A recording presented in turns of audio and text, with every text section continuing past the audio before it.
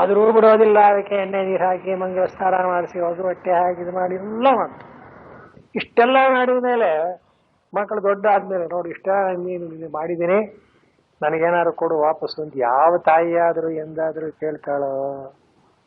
ಅವಳ ಮನಸ್ಸೇನಿದೆ, ಚೆನ್ನಾಗಿರ್ಲಿ ನಮ್ಮ ಮಗು, ಇನ್ನೇನು ಅವಳಿಗೆ ಒಂದು ಸ್ವಲ್ಪ ಆಸೆ ಇರುತ್ತೆ. ಈಗ ನೀವು ಫಲತ್ಯಾಗ ಮಾಡಿದಿರೋ ಇಲ್ವೋ, ಮಾಡದೇ ಇದ್ರೆ ಸರಿ ಹೋಗುತ್ತೋ ವ್ಯವಹಾರ? ಯಾಕೆ ಮಾಡಿದ್ರಿ? ಪ್ರೇಮ. ಆ ಮಗುವಿನ ಮೇಲಿರತಕ್ಕ ಪ್ರೇಮ ನಿಮಗೇನ್ ಮಾಡ್ತು? ಈ ಫಲದಾಸೆಯಿಂದ ಬಿಡುಗಡೆ ಮಾಡ್ತು. ಹಾಗೆ ಭಗವಂತನ ಮೇಲೆ ಪ್ರೇಮ ಬಂದ್ಬಿಟ್ಟು ಮುಗಿದೇಳು. ಪ್ರತಿಯೊಂದು ಕರ್ಮಯೋಗ ಹೋಗ್ಬಿಡುತ್ತೆ. ಭಗವಂತ ಪ್ರೀತನಾಗಲಿ, ಈಶ್ವರನೇ ತುಷ್ಯತೋ.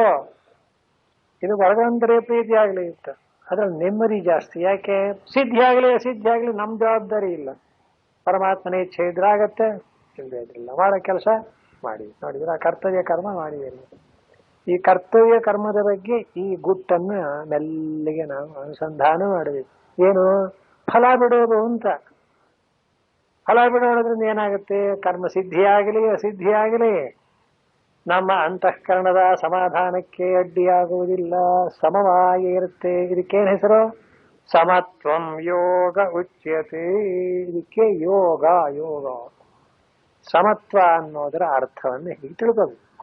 ಇದು ಪ್ರತಿಯೊಬ್ಬನಿಗೂ ಸಾಧ್ಯ. ಆದರೆ ಯಾವ ಕರ್ಮವನ್ನು ಮಾಡಬೇಕಾದ್ರೂ ಮೊದಲೇನೆ ಫಲದ ಮೇಲೆ ಆಸೆಯನ್ನು ಇಟ್ಟುಕೊಳ್ಳಬಾರದು. ಕರ್ಮ ಮಾಡುವುದನ್ನ ಭಗವತ್ ಪ್ರೀತಿಗೋಸ್ಕರ ಮಾಡಬೇಕು. ಆಮೇಲೆ ಫಲ ಪರಮಾತ್ಮನಿಗೆ ಸೇರಿದ್ದು. ಆಗ ಫಲ ಆಗಲಿ ಆಗದೆ ಹೋಗಲಿ ನಮ್ಮ ಅಂತಃಕರಣದ ಒಂದಾನೊಂದು ಬ್ಯಾಲೆನ್ಸ್ ವ್ಯತ್ಯಾಸವಾಗೋದಿಲ್ಲ. ಇದಕ್ಕೇನು ಹೆಸರು? ಕರ್ಮಯೋಗ ಅಂತ ಭಗವಂತ ಕರೆದಿದ್ದಾನೆ. ಇನ್ನೊಂದು 2-3 ಶ್ಲೋಕಗಳಿಂದ ಅದನ್ನು ಹೇಳಿ ಮುಂದಕ್ಕೆ ಹೋಗೋಣ. ದೂರೇಣಶ್ಯವರಂ ಕರ್ಮ ಬುದ್ಧಿಯೋಗಾತ್ ಧನಂಜಯ ಬುದ್ಧೌ ಶರಣಮನ್ವಿಚ್ಛ ಕೃಪಣಾಃ ಫಲಹೇತವಃ ಬುದ್ಧಿಯುಕ್ತೋ ಜಹಾಸೀಹ ಉಭೇ ಸುಕೃತ ದುಷ್ಕೃತೆ ತಸ್ಮಾದ್ಯೋಗಾಯ ಯುಜ್ಯಸ್ವ ಯೋಗ ಕರ್ಮಸು ಕೌಶಲಂ. ಈಗ ಹೇಳ್ತಾನೆ ಭಗವಂತ, ಸಮತ್ವ ಬುದ್ಧಿಯಿಂದ ಕೂಡಿ ಇದು ಭಗವಂತನ ಆರಾಧನಾ ರೂಪವಾದದ್ದು, ಇದರಲ್ಲಿ ನನ್ನೇನೂ ಕೂಡ ಫಲದಾಸೆ ಇಲ್ಲ ಎಂಬುದಾಯ ಕರ್ಮವನ್ನು ಮಾಡುವಾಗ ದೂರೇಣ ಹ್ಯವರಂ ಕರ್ಮ ಬುದ್ಧಿಯೋಗಾತ್ ಧನಂಜಯ ಅಂದ. ಇದಕ್ಕೆ ಬುದ್ಧಿಯೋಗ ಅಂತ ಹೆಸರು. ಏನು? ಈಶ್ವರಾರ್ಪಣ ಬುದ್ಧಿಯಿಂದ ಮಾಡ್ತಾ ಇದ್ದೇನೆ, ನನಗೆ ಈ ಫಲದಲ್ಲಿ ಏನೊಂದು ಆಸೆ ಇಲ್ಲ ಅಂತ ತಿಳ್ಕೊಂಡು ಮಾಡ್ತಾ ಕರ್ಮ ಇದೆಯಲ್ಲ, ಅದು ಅತ್ಯಂತ ಶ್ರೇಷ್ಠವಾದದ್ದು. ಇದಕ್ಕಿಂತ ದೂರೇಣ ಅಂದ್ರೆ ಯಾವುದು? ಅವರಂ ಕರ್ಮ. ಅವರ ಅಂದ್ರೆ ಫಲ ಬಯಸೋದು, ಫಲವನ್ನ ಬಯಸಿ ಮಾಡತಕ್ಕದ್ದು ಅಂತ ಒಂದು ಕರ್ಮದ ಗುರಿ. ಫಲವನ್ನ ಬಿಟ್ಟು ಮಾಡತಕ್ಕದ್ದು ಅನ್ನೋದು ವೇದಾಂತಲ್ಲಿ ಹೇಳ್ಕೊಡ್ಬೇಕು ಒಂದೊಂದು ಉತ್ತಮವಾದ ಗುರಿ ಇದೆ. ಇವೆರಡಕ್ಕೂ ಪರಸ್ಪರವಾಗಿ ಹೋಲಿಸಿದ್ರೆ ಫಲದಾಸೆಯನ್ನು ಬಿಟ್ಟು ಮಾಡತಕ್ಕಂಥ ಕರ್ಮವು ಫಲದಾಸೆಯನ್ನು ಇಟ್ಟುಕೊಂಡು ಮಾಡದ ಕರ್ಮಕ್ಕಿಂತ ಶ್ರೇಷ್ಠ. ಅಥವಾ ಈ ಕಡೆಯಿಂದ ಹೇಳಿದ್ರೆ ಫಲದಾಸೆಯಿಂದ ಮಾಡಿದಂತಹ ಕರ್ಮವು ಫಲದಾಸೆ ಬಿಟ್ಟು ಮಾಡದ ಕರ್ಮಕ್ಕಿಂತ ಅವರ ಅಂದ್ರೆ ಕೀಳು. ದೂರೇಣ ಹ್ಯವರಂ ಕರ್ಮ ಬುದ್ಧಿಯೋಗ. ಇದೇ ಬುದ್ಧಿಯೋಗ. ಅನಂತರ ಬುದ್ಧೌ ಶರಣಮನ್ವಿಚ್ಛ ಕೃಪಣಾ ಫಲಹೇತವಃ. ಹಾಗಾದರೆ ಬುದ್ಧೌ ಶರಣಮನ್ವಿಚ್ಛ, ಬುದ್ಧಿ ಅಂದ್ರೇನು ಅಂತ ಅದಕ್ಕೆ ಭಗವತ್ಪಾದ ನೋಡಿ, ಸಾಂಖ್ಯ ಬುದ್ಧೌ ಶರಣಂ ಆಶ್ರಯಂ ಅಭಯಪ್ರಾಪ್ತಿ ಕಾರಣಂ ಅನ್ವಿಚ್ಛ. ಬುದ್ಧಿಯಲ್ಲಿ ನೀನು ಶರಣಾಗತನಾಗು ಅನ್ನೋದ್ರ ಅರ್ಥ ಏನು ಅಂದ್ರೆ, ಬುದ್ಧಿ ಅನ್ನೋದು ಯಾವುದು? ಈಗ ಹೇಳಿದೀನಲ್ಲ, ಸಾಂಖ್ಯ ಬುದ್ಧಿ ಯೋಗ ಬುದ್ಧಿ ಅಂತ. ಯೋಗ ಬುದ್ಧಿಗಿಂತ ಮಿಗಿಲಾದದ್ದು ಸಾಂಖ್ಯ ಬುದ್ಧಿ. ಸಾಂಖ್ಯ ಅಂದ್ರೆ ತತ್ವ, ಪರಬ್ರಹ್ಮ ತತ್ವ. ಆ ಪರಬ್ರಹ್ಮ ತತ್ವವನ್ನ ಮನಸ್ಸಿನಲ್ಲಿ ಇಟ್ಟುಕೊಂಡು ಅದಕ್ಕೆ ಒಳಪಟ್ಟು ನಿನ್ನ ಕಾರ್ಯವನ್ನು ಮಾಡು. ಅಂದ್ರೆ ಕರ್ಮದ ಫಲ ಬಯಸಬೇಡ, ಕರ್ಮವನ್ನು ಈಶ್ವರನಿಗೆ ಅರ್ಪಿಸಿ ಈಶ್ವರನನ್ನ ಶ್ರದ್ಧೆಯಿಂದ ನಂಬು. ಭಗವಂತನಿಗೆ ಅರ್ಪಿಸ್ಬಿಡು ಕರ್ಮವನ್ನ. ಅದಕ್ಕೆ ಎಷ್ಟು ದೊಡ್ಡ ಫಲ ಬರೀತಾರೆ ಅಂದ್ರೆ, ನಾವೇ ಫಲ ಕೇಳೋದಕ್ಕಿಂತ ಭಗವಂತ ಏನಾದರೂ ಅದನ್ನು ಒಪ್ಪಿಕೊಂಡ್ಬಿಟ್ರೆ ಅಪಾರವಾದ ಫಲ ಬರುತ್ತೆ. ಇದು ಎಷ್ಟೋ ಸಲ ಅನುಭವದಲ್ಲಿ ಬರುತ್ತೆ ನಮಗೂ ಕೂಡ. ನಾವೇ ಬಯಸಿದಾಗ ಬಹಳ ಕಡಿಮೆ ಬಂದಿರುತ್ತೆ, ನಾವೇನು ಬೇಡ ಅಂದಾಗ ಚೆನ್ನಾಗಿ ಬೇಕಾದಷ್ಟು ಎಲ್ಲಿಂದ ಬಂತು ಅಂತ ಭಗವಂತನ ಇಚ್ಛೆ. ಪರಮಾತ್ಮನಿಗೇನು ಕೊರತೆ ಇಲ್ಲ. ಆದರೆ ಆ ಭಗವಂತನಲ್ಲ ನಿಷ್ಠೆ ಇರಬೇಕು. ನಾನು ಈ ಭಗವಂತನಿಗೋಸ್ಕರ ಕರ್ಮ ಮಾಡ್ತಾ ಇದ್ದೇನೆ, ಪರಮಾತ್ಮ ತೃಪ್ತನಾಗ್ಬಿಟ್ರೆ ಸಾಕು. ಈಶ್ವರೋಮಿ ತುಷ್ಯತು. ಇದು ತುಂಬಾ ಸರ್ವಸಾಧಾರಣ. ಯಾರು ಯಾವ ಕರ್ಮವನ್ನಾದರೂ ಸರಿ ಈಶ್ವರಾರ್ಪಣ ಬುದ್ಧಿಯಿಂದ ಮಾಡ್ತು ಅಂದ್ರೆ ಎರಡು ಲಾಭ. ಏನ್ ಲಾಭ? ಬಯಸಿದ್ದಕ್ಕಿಂತ ಜಾಸ್ತಿ ಬರೋದೊಂದು ಲಾಭ. ಇನ್ನೊಂದು ಲಾಭ ಅಂತಃಕರಣ ಶುದ್ಧಿ. ವ್ಯತ್ಯಾಸ ಆಗೋಲ್ಲ. ಮನಸ್ಸಿನಲ್ಲಿ ಮಾಡಿದ್ದೆ ಫಲ ಬರಲಿಲ್ಲ, ಹೋಗ್ಬಿಡ್ತು, ಹಾಗಾಯ್ತು ಹೀಗಾಯ್ತು ಅನ್ನೋ ಗಲಾಟೆ ಉಂಟಾಗಲ್ಲ. ಮನಸ್ಸಿಗೆ ಅಸಮಾಧಾನ ಆಗಲ್ಲ, ಶಾಂತಿ ಉಂಟಾಗುತ್ತೆ. ಅದಕ್ಕೋಸ್ಕರ ಬುದ್ಧವು ಶರಣಮನ್ವಿಚ್ಛ. ಬುದ್ಧಿ ಅಂದ್ರೆ ಯಾವುದು? ಆ ಯೋಗ ವಿಷಯಾಯಾಮ್ ಬುದ್ಧವು ಅಂತಿದೆ. ಯೋಗ ಅಂತ ಹೇಳಿದ್ನಲ್ಲ, ಸಮತ್ವಂ ಯೋಗ ಉಚ್ಯತೆ ಅಂತ. ಫಲ ಆಗದೆ ಇರಲಿ, ಬುದ್ಧಿ ಸಮವಾಗಿರಬೇಕು ಅಂತ. ಅದರಲ್ಲಿ ನೀನು ನಿರತನಾಗು. ಶರಣಂ ಅನ್ವಿಚ್ಛ ಅಂದ್ರೆ ಅದಕ್ಕೆ ನೀನು ಶರಣಾಗತನಾಗು ಅಂದ್ರೆ ಅದನ್ನ ಪೂರ್ಣವಾಗಿ ಒಪ್ಪಿಕೋ. ಕೃಪಣ ಫಲಹೇ ಅರ್ಥ. ಹಾಗೆ ಬಿಟ್ಟು ಪ್ರತಿಯೊಂದು ಕರ್ಮಕ್ಕೂ ಏನ್ ಫಲ, ಏನ್ ಬರುತ್ತೆ, ಏನ್ ಕೊಡ್ತೀರಿ, ಹೀಗೆಲ್ಲ ನೀನು ಕೇಳ್ತಾ ಇದ್ರೆ ಅದು ಒಂದು ಕಾರ್ಪಣ್ಯ ಅಂತ. ಕಾರ್ಪಣ್ಯ ಅಂದ್ರೆ ಏನು? ಮನುಷ್ಯ ತೃಪ್ತಿ ಇಲ್ಲ ಅಂತ. ಎಷ್ಟು ಕೊಟ್ಟರೆ ತಾನೇ ಮನುಷ್ಯನಿಗೆ ತೃಪ್ತಿ ಆಗುತ್ತೆ? ಇಷ್ಟು ಕೊಟ್ಟರೆ ಅಷ್ಟು ಬೇಕು ಅಂತಾನೆ, ಅಷ್ಟು ಕೊಟ್ಟರೆ ಇನ್ನಷ್ಟು ಬೇಕು ಅಂತಾನೆ. ಇದು ಖಂಡಿತವಾಗಿಯೂ ಕೂಡ ಸರಿಯಲ್ಲ. ನಮ್ಮ ಸಂಸ್ಕೃತಿಯಲ್ಲಿ ಇದು ಮೊದಲಿಂದಲೂ ಬಂದಿದೆ. ಈಗ ಸ್ವಲ್ಪ ಮರೀತಾ ಇದ್ದೀನಿ. ಮೊದಲೆಲ್ಲ ಹೇಗೆ ಯಾರು ಒಂದು ನಾನು ಪೂಜೆ ಮಾಡಿಸಿ ಹೋಗಿ ಪೂಜೆ ಮಾಡಿಸ್ಕೊ, ಈಗಾಗಲ್ಲ. ಏನು ಕೊಡ್ತೀರಿ? ಮೊದಲೇ ಎಲ್ಲ ಏನು ಅಂದರೆ ವ್ಯಾಪಾರ. ಆ ವ್ಯಾಪಾರ ದೃಷ್ಟಿ ಯಾವಾಗ ಬಂತೋ ಅಂತಃಕರಣದ ಒಂದೊಂದು ಶುದ್ಧಿ ಹೋಗಿತ್ತು. ಅದ್ರ ನಿಮಿತ್ತವಾಗಿ ಏನೇನಾಗುತ್ತೆ ಗೊತ್ತೇ? ರಾಗದ್ವೇಷಗಳೆಲ್ಲ ಉಂಟಾಗುತ್ತೆ. ಯಾರನ್ನು ನೀವು ಆ ರೀತಿ ವ್ಯಾಪಾರದ ಒಂದು ಉದ್ದೇಶವಾಗಿ ಹೇಳಿದಾಗ ಅವರು ಹಾಗೆ ತಿರುಗ್ಕೋತಾರೆ. ಹೀಗಾಗಿ ಅವನಿಗೂ ಫಲವಿಲ್ಲ, ಇವನಿಗೂ ಫಲವಿಲ್ಲ. ಇತೋ ಭ್ರಷ್ಟ ತಥೋ ಭ್ರಷ್ಟ. ಏನು ಪ್ರಯೋಜನ? ಅದರ ಬದಲು ದೇವರನ್ನು ನಂಬಿಟ್ಟು ಮಾಡಿಬಿಡಿ. ಒಂದು ಕಡೆ ಬರಲಿಲ್ಲ, ಇನ್ನೊಂದು ಕಡೆ ಬಂದೇ ಬರುತ್ತೆ. ಇದು 100% ಸತ್ಯ. ಯಾವನೋ ಬಂದ, ಏನೋ ಒಂದು ವಿಷಯ ಹೇಳ್ದ, ಬರೀ ಕೈಲಿ ಹೋಗ್ಬಿಟ್ಟು ಕೊಡ್ತೀನಿ ಸ್ವಾಮಿ ಅಂದ್ರೆ, ಅಯ್ಯೋ ನೋಡಿದ್ಯಾ ನಾನೇನು ದಕ್ಷಿಣೆನೇ ಕೊಡ್ಲಿಲ್ಲ ಅನ್ಕೋಬಾರ್ದು. ಹಾಗನ್ಕೋಬಾರ್ದು. ಭಗವಂತ ಬಂದು ಕೇಳಿದಾನೆ, ಉತ್ತರ ಹೇಳಿದೀನಿ ಬಿಡಿ. ಇನ್ನೊಬ್ಬ ಬರ್ತಾರೆ, 10 ರೂಪಾಯಿ ಕೊಟ್ಟವ್ರು, ಆಯ್ತು. 1 ರೂಪಾಯಿ ಬರೋ ಕಡೆ 10 ರೂಪಾಯಿ ಬರ್ತದೆ. ಬೇಡ, ಇನ್ನು ಮುಂದಕ್ಕೆ ಹೋಗೋಣ. ಏನು ಬರಲೇ ಇಲ್ಲ ಅನ್ನಿ, ಮನಸ್ಸಿನ ಸಮಾಧಾನವರೆಗೆ ಇರುತ್ತಾ? ಇಂಥ ಒಂದು ಒಳ್ಳೆ, ನಿಜವಾಗೂ ನೋಡಿ, ಒಳ್ಳೆ ಕೆಲಸ ಮಾಡಿ ನೋಡಿ, ನಿಮ್ಗೆ ಖಂಡಿತ ಮನಸ್ಸು ನೆಮ್ಮದಿಯಾಗಿ ಎಷ್ಟು ತೃಪ್ತಿಯಾಗಿರುತ್ತೆ ಅಂದರೆ ಅದನ್ನು ಎಂಜಾಯ್ ಮಾಡ್ಬೇಕು. ಅದು ಬಾಕಿ ವಿಷಯ, ಅದು ವ್ಯವಹಾರದ ವಿಷಯ ಬೇರೆ. ಅದಕ್ಕೆ ಅಂದ ಕೃಪಣ ಫಲಹೇತವ ಅಂತ. ಭಗವದ್ಗೀತೆ ಹೇಳುವಷ್ಟು ತಿಳುವಳಿಕೆಯನ್ನು ಯಾರು ಹೇಳೋದಿಲ್ಲ. ಅಂಥ ಒಂದಾನೊಂದು ಗ್ರಂಥ ನೋಡಿ. ಇದಕ್ಕೆ ಸಾರ್ವಕಾಲಿಕ ಅಂತ. ಭಗವಂತ ಏನಂದ? ಕೃಪಣಾಹ ಫಲಹೇತ್. ಯಾವನು ಫಲ ಬಯಸ್ತಾನೋ ಕರ್ಮ ಮಾಡಿ ಅವನು ಶುದ್ಧ ಕೃಪಣ. ಕೃಪಣ ಅಂದ್ರೇನು? ಎಂದೆಂದಿಗೂ ಅವನು ಉದ್ಧಾರ ಆಗಲ್ಲ, ಜಿಪುಣದೇ ಅವನು. ಹಾಗಾಗಬಾರದು. ಆ ಕಾರ್ಪಣ್ಯ ಬೇಡ. ಕೃಪಣಾಹ ದೀನಾಹ ಫಲಹೇತವ.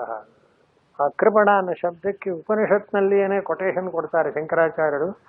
ಯೋವಾ ಏತದಕ್ಷರಂಗಾರ್ಗಿ ಅವಿದಿತ್ವ ಅಸ್ಮಾಲ್ ಲೋಕಾತ್ ಪ್ರೈತಿ ಸ ಕೃಪಣ ಅಂತ. ಕೃಪಣ ಅನ್ನೋ ಶಬ್ದಕ್ಕೆ ವೇದಾಂತದ ಪ್ರಕಾರ ಏನರ್ಥ ಅಂದ್ರೆ, ಆ ಯಾಜ್ಞವಲ್ಕ್ಯರಿಗೂ ಗಾರ್ಗಿಗೂ ಒಂದು ಸಂವಾದ ಆಗುತ್ತೆ ಬೃಹದಾರಣ್ಯಕದಲ್ಲಿ.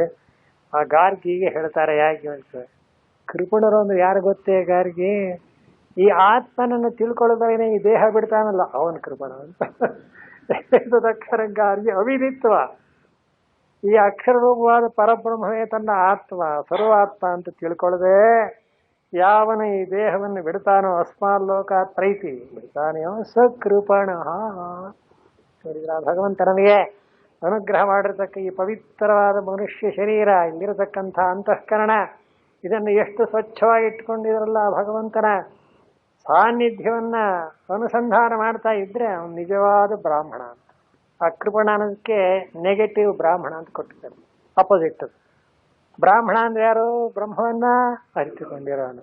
ಕೃಪಣ ಅಂದ್ರೆ ಯಾರು? ಅರಿತುಕೊಳ್ಳದೇ ಇರೋದು. ಸಕೃಪಣ ವಿದಿತ್ವ ಪ್ರೈತಿ, ತಿಳುಗೋತಾನಲ್ಲ ಸ ಬ್ರಾಹ್ಮಣ. ಅದು ಜಾತಿವಾಚಕ ಅಲ್ಲ, ಅದು ಬ್ರಾಹ್ಮಣ ಅನ್ನೋದಲ್ಲಿ ಜ್ಞಾನ, ಬ್ರಹ್ಮಜ್ಞಾನವುಳ್ಳವನು ಅಂತ ಬರೀತಾರೆ. ಆದ್ದರಿಂದ ಕೃಪಣ ಫಲಹೇತವ ಅಂತ ಭಗವದ್ಗೀತೆ ಚೆನ್ನಾಗಿ ಹೇಳ್ತಾರೆ. ಯಾರು ಫಲದಾಸೆಯಿಂದ ಮಾಡತಕ್ಕಂಥದ್ದು ಎಂದೆಂದಿಗೂ ಕೂಡ ಸರಿಯಲ್ಲ. ಅದು ಭಗವಂತನಿಗೂ ಒಪ್ಪಿಗೆ ಆಗಲ್ಲ, ನಮಗೂ ಒಪ್ಪಿಗೆ ಆಗೋದು, ಅದು ಬೇಡ ಅಂತ. ಆದ್ದರಿಂದ ಬುದ್ಧಿಯುಕ್ತೋ ಜಹಾತೇಹ ಉಭೇ ಸುಕೃತ ದುಷ್ಕೃತೆ ತಸ್ಮಾದ್ ಯೋಗಾಯ ಯುಜ್ಯಸ್ವ ಯೋಗ ಕರ್ಮಸು ಕೌಶಲಂ ಕರ್ಮಜಂ ಬುದ್ಧಿಯುಕ್ತಾ ಹಿ ಫಲಂ ತ್ಯಕ್ವಾ ಮನೀಷಿಣಃ ಜನ್ಮಬಂಧ ವಿನಿರ್ಮುಕ್ತಾ ಪದಂ ಗಚ್ಚಂತ್ಯನಾಮಯಂ. ಆದ್ದರಿಂದ ಸಮತ್ವ ಬುದ್ಧಿಯಿಂದ ಕೂಡಿದಂಥವನಾಗಿ ಈಶ್ವರಾರಾಧನಾರ್ಥವಾಗಿ ಯಾವನು ಕರ್ಮಗಳನ್ನು ಮಾಡ್ತಾನೋ ಅವನು ಜಹಾತಿ ಬಿಡುತ್ತಾನೆ. ಏನನ್ನ? ಸುಕೃತ ದುಷ್ಕೃತೆ ಎಂದು ನೋಡಿ. ಪಾಪ ಪುಣ್ಯ ಅಂತಕ್ಕದ್ದರ ಸಂಪರ್ಕ ಅವನಿಗಿರೋದಿಲ್ಲ. ಯಾಕೆ? ಸಂಕಲ್ಪ ಮಾಡುವಾಗ ಅವನು ಬೇಕು ಬೇಡಗಳನ್ನು ಬಳಸೋದಿಲ್ಲ. ಆದ್ದರಿಂದ ಏನಾಗುತ್ತದೆ? ಜ್ಞಾನಿ ಎಂಥವನಪ್ಪ ಅಂದರೆ ಪಾಪ ಪುಣ್ಯಗಳು ಅಂತಕ್ಕ ಎರಡು ಮೆಟ್ಲನ್ನು ಮೀರಿದವನು. ಪಾಪ ಅನ್ನೋದು ಕೆಟ್ಟ ಫಲ ಕೊಡುತ್ತೆ, ಪುಣ್ಯ ಅನ್ನೋದು ಒಳ್ಳೆಯ ಫಲ ಕೊಡುತ್ತೆ ಆಗಬಹುದು, ಎರಡು ಅನಿತ್ಯ. ಪಾಪ ಪುಣ್ಯಗಳು ಅನ್ನೋದು ಯಾವತ್ತೂ ಕೂಡ ಮನುಷ್ಯನನ್ನ ಬಂಧನ ಮಾಡ್ತದೆ. ಪಾಪೇನ ಬಂಧನ ಮಾಡುತ್ತೆ ಸರಿ, ಪುಣ್ಯವೂ ಬಂಧನ ಮಾಡುತ್ತೆ ಹೌದು ಅಂತಾರೆ. ಯಾಕೆ ಅಂತ? ಪುಣ್ಯದ ಫಲ ಅನುಭವಿಸು ಅಂತಾರೆ. ಪುಣ್ಯದ ಫಲ ಅನುಭವಿಸು ಅಂದ್ರೆ ಅಷ್ಟೇ, ಹೊಟ್ಟೆ ತುಂಬಿದೆ ಅಂತ ಇಟ್ಕೊಳ್ಳಿ, ಸ್ವಲ್ಪ ಪಾಯಸ ಹಾಕ್ತೇನೆ, ಬೇಡ ಬೇಡ ಬೇಡ ಬೇಡ ಯಾಕೆ ಅಂತ ಹೊಟ್ಟೆ ತುಂಬ ಹೋಗ್ಬಿಟ್ಟಿದೆಯಲ್ಲ. ಹಾಗೆ ಹೊಟ್ಟೆ ತುಂಬಿದವನಿಗೆ ಹಿಟ್ಟು ಕೈ ಅನ್ನೋ ಹಾಗೆ ಈ ಪಾಪ ಪುಣ್ಯಗಳು ಅಂತಕ್ಕಂಥವುಗಳು ಯಾರಿಗೆ ಬೇಡವಾಗುತ್ತೆ ಅಂದ್ರೆ ಜ್ಞಾನಿಗೆ ಮಾತ್ರ. ಇಲ್ಲದ್ರೆ ಮತ್ತೆ ಅದನ್ನೇ ಬಯಸ್ತಿರ್ಬೇಕಾಗ್ತದೆ. ಆದ್ದರಿಂದ ಈ ಸುಕೃತ ದುಷ್ಕೃತ ಅಂತಕ್ಕದ್ದನ್ನು ದಾಟಬೇಕಾದ್ರೆ ಬುದ್ಧಿಯುಕ್ತ ಸಮತ್ವ ಬುದ್ಧಿಯನ್ನು ನಿಲ್ಲಬೇಕು, ಅವನ ದಾಟ್ತಾನೆ. ಆದ್ದರಿಂದಲೇ ನೀನು ಯೋಗವನ್ನು ಮಾಡು. ಯೋಗ ಅಂದರೆ ಈಶ್ವರನಲ್ಲಿಯೇ ಮನಸ್ಸನ್ನು ನೆಲೆಗೊಳಿಸಿ ಕರ್ಮವನ್ನು ಮಾಡುವುದು. ಇಲ್ಲಿ ಈ ಅಧ್ಯಾಯ ಪೂರ್ತಿ ಯೋಗ ಅನ್ನೋ ಶಬ್ದಕ್ಕೇನರ್ಥ? ಭಗವಂತನಲ್ಲಿ ಮನಸ್ಸಿಡಬೇಕು, ಕರ್ಮವನ್ನು ಅಚ್ಚುಕಟ್ಟಾಗಿ ಮಾಡಬೇಕು ಅಷ್ಟೇ. ಆ ರೀತಿಯಾದಂಥ ಒಂದು ಅನುಷ್ಠಾನ, ಇದನ್ನೇ ಕರ್ಮಯೋಗ ಅಂತ ವಿಶೇಷವಾಗಿ ಕರೀತಾರೆ. ಇದು ಅಜ್ಞಾನಿಗಳಿಗೆ ಅಂದರೆ ಜ್ಞಾನಿಗಳನ್ನು ಬಿಟ್ಟು ಉಳಿದವರೆಲ್ಲರಿಗೂ ಬಹುಮುಖ್ಯವಾದಂಥ ಸಾಧನ ಅನ್ನೋ ದೃಷ್ಟಿಯಿಂದ ಹೇಳಿ ಭಗವಂತ ಯೋಗ ಕರ್ಮಸು ಕೌಶಲಂ. ಇದೇ ಜಾಣತನ. ಯೋಗ ಅಂದರೆ ಕರ್ಮ ಮಾಡಿರಬೇಕು, ಅಂಟಿರಬಾರದು ಅಂತ ನಮ್ಮ ಗುರುಗಳು ಹೇಳೋರು. ರಾಮಕೃಷ್ಣ ಪರಮಹಂಸರದ್ದು ಒಂದು ಉದಾಹರಣೆ. ಈ ಹಲಸಿನ ತಿನ್ನಬೇಕು ಅಂತ ಆಸೆ ಆಗುತ್ತೆ, ಆಗ್ಬೋದು, ಬಿಡಿಸ್ತೇನೆ, ಕೈಗೆಲ್ಲ ಅದರ ಒಂದು ಜಿಡ್ಡು ಅಂಟ್ಕೊಂಡ್ಬಿಡುತ್ತೆ. ಅದಕ್ಕೇನು ಮಾಡ್ತಾರೆ? ಅದು ಅಂಟ್ಕೊಳ್ಳೋದಾಗ ಒಂದು ಸ್ವಲ್ಪ ಒಳ್ಳೆಣ್ಣೆಯನ್ನು ಹೀಗೆ ಕೈಗೆ ಸವರ್ಕೊಂಡ್ಬಿಟ್ಟು ಬಿಡಿಸ್ಬಿಟ್ರೆ ಆರಾಮವಾಗಿ ಎಲ್ಲ ಬಿಡಿಸ್ಬಿಡೋದು. ಕೈಗೆ ಏನೋ ಒಂದು ಜಿಡ್ಡು, ಆ ಒಂದು ಗಂಟು ಅಂಟೋದಿಲ್ಲ. ಹಾಗೆ ಭಗವದ್ಭಕ್ತಿ ಅನ್ನೋದನ್ನು ಚೆನ್ನಾಗಿ ಸವರ್ಕೊಂಡ್ಬಿಟ್ಟು ಪರಮಾತ್ಮನ ಕರ್ತವ್ಯ ಮಾಡಿಬಿಡಿ, ಏನು ಅಂಟಲ್ಲ ಅಂತ ಹೇಳ. ಅಂಟದೇ ಇರಬೇಕಾಗಿ, ಇಲ್ಲದ್ರೆ ಏನಾಗುತ್ತೆ? ಕೈಗೆಲ್ಲ ಅಂಟ್ಕೊಂಡ್ಬಿಡುತ್ತೆ, ಹಲಸಿನ ತಿನ್ನೋಕ್ಕೆ ಆಗೋದಿಲ್ಲ ಮೇಲೆ. ಆದರೆ ಆ ಜ್ಞಾನಿಗಳು ಹೇಳೋ ಹಾಗೆ ಜ್ಞಾನ ಪರಮಾತ್ಮನ ಭಕ್ತಿ ಅನ್ನೋದನ್ನು ಈ ಜೀವನಕ್ಕೆ ಸ್ವಲ್ಪ ಸವರ್ಕೊಂಡ್ಬಿಟ್ಟು ನಮ್ಮ ಕರ್ತವ್ಯ ಮಾಡಿಬಿಟ್ರೆ ಸುಕೃತವೂ ಇಲ್ಲ, ದುಷ್ಕೃತವೂ ಇಲ್ಲ, ಪಾಪವೂ ಇಲ್ಲ, ಪುಣ್ಯವೂ ಇಲ್ಲ. ಇಲ್ಲಾಂದ್ರೇನು? ಪಾಪ ಪುಣ್ಯಗಳನ್ನು ಮೀರಿದಂಥ ಒಂದು ಆನಂದ ಸ್ಥಿತಿಗೆ ಬಂದಿರ್ತೇವೆ. ಅದಕ್ಕೆ ಸಮತ್ವ ಬುದ್ಧಿ, ಸಮತ್ವಂ ಯೋಗ ಉಚ್ಯತೆ ಅನ್ನೋ ಮಟ್ಟಕ್ಕೆ ಬರುತ್ತೆ ಅಂತ ಅರ್ಥ. ಇಷ್ಟು ಹೇಳಿ ಇನ್ನು 2 ಶ್ಲೋಕ ಹೇಳಿ ಭಗವಂತ ಮುಕ್ತಾಯ ಮಾಡ್ತಾ ಇದ್ದ. ಮುಂದಿನ ವಿಷಯ ಓದೋಣ. ಕರ್ಮಜಂ ಬುದ್ಧಿಯುಕ್ತಾ ಹಿ ಫಲಂ ಅದಾಯ್ತು. ತ್ಯಕ್ವಾ ಮನೀಷಿಣಃ ಜನ್ಮಬಂಧ ವಿನಿರ್ಮುಕ್ತಾ ಪದಂ ಗಚ್ಚಂತ್ಯನಾಮಯಂ ಅಂತ ಫಲ ಆಯ್ತು. ಇನ್ನೊಂದು ಯದಾ ತೇ ಮೋಹ ಕಲಿಲಂ ಬುದ್ಧಿರ್ವ್ಯತಿತರಿಷ್ಯತಿ ತದಾ ಗಂತಾಸಿ ನಿರ್ವೇದಂ ಶ್ರೋತವ್ಯಸ್ಯ ಶ್ರುತಸ್ಯ ಚ ಶ್ರುತಿ ವಿಪ್ರತಿಪನ್ನಾತೆ ಯದಾ ಸ್ಥಾಸ್ಯತಿ ನಿಶ್ಚಲ ಸಮಾಧಾಮಚಲ ಬುದ್ಧಿ ತದಾ ಯೋಗಮವಾಪ್ಸ್ಯಸಿ. ಸರ್ವಜ್ಞನಾದಂಥ ಭಗವಂತ ಅರ್ಜುನನಿಗೆ ಹೇಳ್ತಲೇ ಇದ್ದಾನೆ. ಎಷ್ಟು ಪ್ರೀತಿ ಅರ್ಜುನನ ಕಂಡ್ರೆ ಭಗವಂತನಿಗೆ. ಅಪ್ಪ, ಹೀಗೆಲ್ಲ ನಾನು ಹೇಳಿದಂಥ ವಿಚಾರವನ್ನು ಚೆನ್ನಾಗಿ ಮನಸ್ಸಿಗೆ ತಗೋ, ಕರ್ತವ್ಯ ಕರ್ಮವನ್ನು ಮಾಡು ಅನ್ನೋದಕ್ಕೋಸ್ಕರ ನಿನ್ನ ಬುದ್ಧಿಗೆ ಯಾವುದೇ ರೀತಿಯಾದ ಸಿದ್ಧಿಗಳನ್ನು ಅಂಟಿಸ್ಕೋಬಾರ್ದು. ಆದ್ದರಿಂದ ಸುಖ ದುಃಖೇ ಸಮಯ ಕೃತ್ವ ಲಾಭಾಲಾಭೋ ಜಯಾಜಯವು ತಥೋ ಯುದ್ಧಸ್ವ ಅಂತ ಹೇಳೇ ಬಿಟ್ಟಿದ್ದೇನೆ. ಯಾವಾಗ ಯದಾ ತೇ ಮೋಹ ಕಲೀಲಂ ಬುದ್ಧಿರ್ವ್ಯತಿತರಿಷ್ಯತೆ, ಇದು ಪ್ರತಿಯೊಬ್ಬನೂ ಸಾಧನೆಯಿಂದ ತಾನೇ ಪಡೆಯಬೇಕಾದ ಒಂದು ಮಜಲು. ಅದಕ್ಕಿಂತ ಇನ್ನೇನು ಹೇಳೋಕೆ ಬರೋದಿಲ್ಲ. ನನಗಾಗ್ಲಿಲ್ವಲ್ಲ ಅಂದ್ರೆ ನಾನು ಸಾಧನೆ ಮಾಡಿಲ್ಲ ಅಂತ ಅರ್ಥ ಅಷ್ಟೇನೆ. ಪ್ರತಿಯೊಂದಕ್ಕೂ ತಾನೇ ಮಾಡಿ. ಈಗ ತನ್ನ ಹೊಟ್ಟೆ ತುಂಬಬೇಕಾದ್ರೆ ಏನು ಮಾಡಬೇಕು? ತಾನೇ ಊಟ ಮಾಡಬೇಕು, ಬಾಯಿ ಕೆಟ್ಟ ಹೋಗ್ಬಿಟ್ಟಿದೆ, ಊಟ ಸೇರಲ್ಲ, ನಾವೇ ಮಾಡಬೇಕು. ಅಡುಗೆ ಮಾಡಿಸ್ಬಹುದು, ಇದು ಮಾಡಬಹುದು, ಏನು ಬೇಕಾದ್ರೂ ಮಾಡೋದು. ಹೊಟ್ಟೆ ತುಂಬಬೇಕು ಅಂದ ಕೂಡಲೇ ಯಾವನಿಗೆ ಹೊಟ್ಟೆ ತುಂಬಬೇಕೋ ಅವನೇ ಊಟ ಮಾಡಬೇಕು. ಇನ್ನು ಬೇರೆ ಉಪಾಯಾಂತರ ಇಲ್ಲವೇ ಇಲ್ಲ. ಹಾಗೆ ನಾನು ಜ್ಞಾನಿಯಾಗಬೇಕು ಅಂದರೆ ನಾನೇ ಪ್ರಯತ್ನ ಮಾಡಬೇಕು, ಇನ್ನೊಬ್ಬರಿಂದ ಆಗೋದಿಲ್ಲ. ಯಾರು ಜ್ಞಾನ ಮಾಡ್ಕೊಂಡು ಟ್ರಾನ್ಸ್ಫರ್ ಮಾಡೋಕ್ಕಾಗ್ತಿ ಅದನ್ನು? ಆಸ್ತಿ ಗೀಸ್ತಿ ಟ್ರಾನ್ಸ್ಫರ್ ಮಾಡಿದ ಹಾಗೆ ತಿಳುವಳಿಕೆನ ಜ್ಞಾನವನ್ನು ಯಾರಿಂದ ಯಾರೇ ಟ್ರಾನ್ಸ್ಫರ್ ಮಾಡೋದು ಆಗೋದು. ಅದಕ್ಕೋಸ್ಕರ ಅಪ್ಪ ನಿನ್ನ ಅಜ್ಞಾನ ಹೋದರೆ, ಮೋಹ ಕಲಿಲ ಹೋದರೆ ಆಗ ನೋಡಪ್ಪ ನಿನಗೆ ತದಾಗಂತಾಸಿ ನಿರ್ವೇದ. ಯಾವಾಗ ಮೋಹ ಕಲಿಲ ಅಂದರೆ ಮೋಹಾತ್ಮಕಂ ಅವಿವೇಕ ರೂಪಂ ಕಾಲುಷ್ಯಂ. ಮೋಹ ಕಲಿಲಂ ಅನ್ನೋ ಶಬ್ದಕ್ಕೆ ಭಗವತ್ಪಾದರು ಅರ್ಥ ಮಾಡ್ತಾರೆ. ಮೋಹರೂಪವಾದಂಥ ಕಾಲುಷ್ಯ ಅಂದ್ರೇನು? ಕಲಬೆರಿಕೆ ಅಂತ ಹೇಳ್ತಾರೆ. ಆ ಮೋಹ ಅನ್ನೋ ಶಬ್ದಕ್ಕೆ ಅದು ಅಂತಃಕರಣ ಧರ್ಮ, ಕಾಮ, ಸಂಕಲ್ಪ, ವಿಚಿಕಿತ್ಸಾ ಇದೆಲ್ಲ ಮನಸ್ಸಿನ ಧರ್ಮಗಳೇನೆ. ಮನುಷ್ಯ ಅಂತ ಹೆಸರಿಟ್ಟಿರೋವಾಗಲೇ ಮನಃಪ್ರಧಾನ ಅಂತ ಚೆನ್ನಾಗಿ ಅರ್ಥವಾಗುತ್ತೆ. ಬೇರೆ ಪ್ರಾಣಿಗಳಿಗೆ ಈ ಒಂದು ಅನುಕೂಲ ಇಲ್ಲ. ಅವಕ್ಕೆಲ್ಲ ಏನು ಹಸಿವು, ಬಾಯಾರಿಕೆ, ಇಷ್ಟು ಬಿಟ್ಬಿಟ್ರೆ, ನಿದ್ದೆ ಬಿಟ್ಬಿಟ್ರೆ ಅವಕ್ಕೆ ನಾಳೆಗೇನು ನಾಡಿದ್ದೇನು ಅಂತ ಪ್ರಾಣಿಗಳಿಗೆ ಅಂತ ಯೋಚನೆನೇ ಇಲ್ಲ. ನೀವು ಒಂದಿಷ್ಟು ಹುಲ್ಲು ಹಾಕಿರ್ತೀರಿ, ನಮ್ಮ ಯಜಮಾನ್ ನಾಳೆ ಹಾಕ್ತಾನೋ ಇಲ್ಲ, ಒಂದು ಸ್ವಲ್ಪ ತೆಗೆದಿಟ್ಕೊಳ್ಳೋಣ ಅಂತ ಏನಾದ್ರು ಗೊತ್ತಾಗ್ತೇವೆ. ತಿನ್ನೋ ಅಷ್ಟು ತಿನ್ನುತ್ತೆ, ಮತ್ತು ಅದರ ಮೇಲೆ ಗಂಜಲಾಗ್ಬಿಡುತ್ತೆ, ಎಲ್ಲ ಬಿಡುತ್ತೆ, ಏನು ಗೊತ್ತಾಗ. ಮನುಷ್ಯನಿಗೆ ಹಾಗಲ್ಲ, ನಾಳೆಗೇನು ನಾಡಿದ್ದೇನು ಇದೆಲ್ಲ ಯೋಚನೆ ಮಾಡ್ತಾನೆ. ಆದ್ದರಿಂದ ಮನುಷ್ಯನಿಗೆ ದೇವರು ಅತ್ಯಂತ ಅನುಗ್ರಹ ಮಾಡಿಕೊಟ್ಟಿರೋ ಒಂದೇ ಒಂದು ವಿಶಿಷ್ಟವಾದಂಥ ಒಂದು ಕೊಡುಗೆ ಅಂದ್ರೇನು? ಮನಸ್ಸು. ಆ ಮನಸ್ಸಿನೊಳಗೆ ಮನ ಏವ ಮನುಷ್ಯಾಣಂ ಕಾರಣ ಬಂಧ. ಅದು ಯಾರಿಗೂ ಇಲ್ಲ, ಸೃಷ್ಟಿಯಲ್ಲಿ ಮನುಷ್ಯನಿಗೆ ಕೊಟ್ಟಿದ್ದಾರೆ. ಆ ಮನಸ್ಸನ್ನೇ ಆ ಕಲಬೆರಕೆ ಮಾಡಿಬಿಟ್ಟು ವ್ಯಾಮೋಹಕ್ಕೆ ಒಳಗಾಡ್ಬಿಟ್ರೆ ಹೋಯ್ತು. ಆ ಮೋಹ ಕಲಿಲ ಅನ್ನೋದು, ಮೋಹದ ಒಂದಾನೊಂದು ಕಷಾಯ ಅನ್ನೋದು ಆ ಬುದ್ಧಿಯಿಂದ ಬಿಡುಗಡೆಯಾಗಬೇಕು. ಬುದ್ಧಿ ಏನಾಗಬೇಕು? ಪ್ಯೂರ್ ಆಗಬೇಕು, ಬುದ್ಧಿ ಶುದ್ಧಿ ಆಗಬೇಕು. ನಮ್ಮ ಸಂಸ್ಕೃತಿಯ ಒಂದು ರಹಸ್ಯ ಏನಿದೆ ಅಂದರೆ, ಆ ಋಷಿಗಳು ಭಗವಂತನನ್ನು ಕೇಳುವಾಗ, ವರ ಕೇಳುವಾಗ ಏನೂ ಕೇಳಿಲ್ಲ ನೋಡಿ. ಏನು ಕೇಳ್ತಾರೆ? ಧಿಯೋ ಯೋ ನಃ ಪ್ರಚೋದಯಾತ್. ಗಾಯತ್ರಿ ಮಂತ್ರನ ನಾವು ಜಪ ಮಾಡ್ತೇವಲ್ಲ, ಆ ಪುಣ್ಯಾತ್ಮ ಏನು ವರನೂ ಕೇಳೋದಿಲ್ಲ, ದುಡ್ಡು ಕೊಡೋಕಾಗ ಒಂದೂ ಇಲ್ಲ. ನಮ್ಮ ಬುದ್ಧಿಯನ್ನು ಪ್ರಚೋದನೆ ಮಾಡುವಂತ. ಅದೇನು ನನ್ನ ಅಂತ ಕೂಡ ಹೇಳಲ್ಲ, ನಮ್ಮೆಲ್ಲರ ಬುದ್ಧಿಯನ್ನ ಅಂತ. ಆ ಜ್ಞಾನಿ ಎಂಥ ಮಾತು! ನಮ್ಮೆಲ್ಲರ ಬುದ್ಧಿವೃತ್ತಿಯನ್ನ ಭರ್ಗೋ ದೇವಸ್ಯ ಧೀಮಹಿ, ಇನ್ನೇನು ದೇವರಿದಾನಿಯೇ ಇಲ್ಲವೇ ಅಂತ ಸಂಶಯ ಪಡೋಕ್ಕೂ ಕಾರಣವಿಲ್ಲ. ಯಾಕೆ? ಎದುರಿಗೆ ಕಾಣ್ತಾ ಇರತಕ್ಕಂಥ ಸೂರ್ಯ ಭಗವಂತನನ್ನೇ ಸವಿತು ವರೇಣ್ಯಂ ಭರ್ಗೋ ದೇವಸ್ಯ ಧೀಮಹಿ. ಏನು ಮಂತ್ರ ನೋಡಿ! ಆ ಸವಿತೃದೇವನ ವರೇಣ್ಯಂ ವರ್ಣೀಯವಾದ ತೇಜಸ್ಸನ್ನು ಧ್ಯಾನ ಮಾಡ್ತಾ ಇದ್ದೇವೆ. ಅದು ನಮ್ಮ ಬುದ್ಧಿಯನ್ನು ಪ್ರೇರಣೆ ಮಾಡಲಿ ಅಂದರೆ ಇಲ್ಲಿ ಏನಾದರೂ ಒಂದಾನೊಂದು ಸಂಶಯ ಉಂಟೆ? ಆ ಭಗವಂತ ಪ್ರೇರಣೆ ಮಾಡ್ತಾನೆ ಅಂದರೆ ಹೇಗೆ ಮಾಡ್ತಾನೆ? ಎಲ್ಲ ಕರಾಳ. ಆದ್ರೂ ಸುಮ್ಮನೆ ನನ್ನ ಅನುಭವ ಹೇಳಿ, ಎಷ್ಟೋ ಸಲ ಕೆಲಸ ಹೀಗೆ ಅಂದ್ಕೊಂಡ್ಬಿಟ್ಟಿದ್ದೀವಿ, ಆಗುತ್ತೋ ಆಗಲ್ವೋ ಏನೋ, ಅದು ಯಾಕೆ ಸುಮ್ಮನೆ ಯೋಚನೆ ಮಾಡ್ತೀವಿ ಅಂತ ನಮ್ಮ ತಲೆಗೆ ಆಗ್ತದೆ. ಸುಮ್ಮನೆ ಇಲ್ಲದನ್ನೆಲ್ಲ ತಂದ್ಕೊಂಡು ಹೋಗ್ತಾರೆ. ಭಗವಂತನ ಸಂಕಲ್ಪದಲ್ಲಿ ಏನು ನಡೀಬೇಕು ಅಂತಿದೆಯೋ ಅದನ್ನು ಖಂಡಿತ ನಡೆಯುತ್ತೆ. ಅದು ನಾವು ಯಾರು ಏನು ತಪ್ಪು. ಈಗ ಮೊನ್ನೆ ಒಂದು 10-15 ದಿವಸ ಆಯಿತು ಕಣ್ಣು ಆಪ್ರೇಷನ್ ಮಾಡಿಸ್ಕೊಂಡೆ. ಸ್ವಲ್ಪ ಯೋಚನೆ ಮಾಡ್ತಾ ಇತ್ತು. ನರಸಪ್ಪನವರು ಕಣ್ಣಿಗೆ 1 ತಿಂಗಳು ರೆಸ್ಟ್ ಕೊಡಬೇಕು ಅಂತ ಡಾಕ್ಟರ್ ಹೇಳ್ತಾರೆ. ಇವರು ಏಕದಮ್ ಇಟ್ಬಿಟ್ಟಿದಾರಲ್ಲ ಸಪ್ತಾಹನ, ಏನು ಮಾಡೋದು?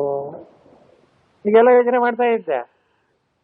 ಭಗವಂತನ ಸಂಕಲ್ಪ ಹೇಗಿದೆ ಅಂದರೆ ಅಚ್ಚುಕಟ್ಟಾಗಿ ಕಣ್ಣು ಕೊಟ್ಬಿಡ, ನೋಯ್ಲಿಲ್ಲ, ಮಾಡಲಿಲ್ಲ, ನೀರು ಸೋರಿಲಿಲ್ಲ, ಎಲ್ಲ ಆರೋಗ್ಯ ಮಾಡಿ. ಈಗ ನಂದೇನಿದೆ ಅದರೊಳಗೆ ಹೇಳಿ ನೋಡೋಣ.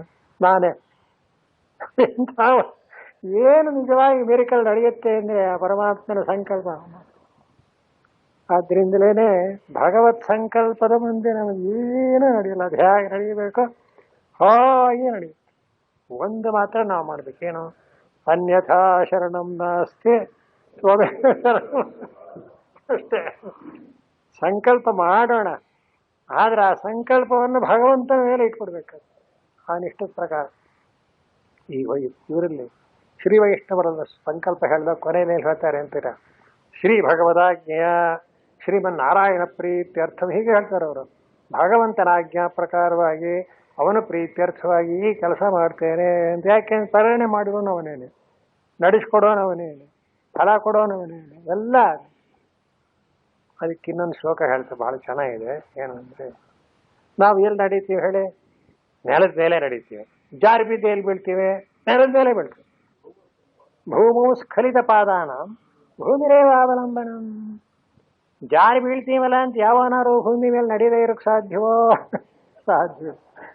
ಜಾರಿ ಬೀಳಲ್ವಾ? ಆದ್ರೆ ಭೂತಾಯಿಯ ಅನುಗ್ರಹ ಏನು ಅಂತ ಕಾಪಾಡ್ತಾಳೆ ನೋಡು. ಅವಳು ತಾನೇ ಬಿದ್ರು ಒಂದು ಭೂಮಿ ಮೇಲೆ ತಾನೇ ಬಿಡಬೇಕು. ಹಾಗೆ ತ್ವಯಿ ಜಾತಾಪರಾಧಾನ ತ್ವಮೇವ ಶರಣಂ ಶಿವೇ ಅಂತ ಒಬ್ಬ ತಾಯಿಯನ್ನು ಕೇಳ್ತಾನೆ ದೇವಿಯನ್ನ.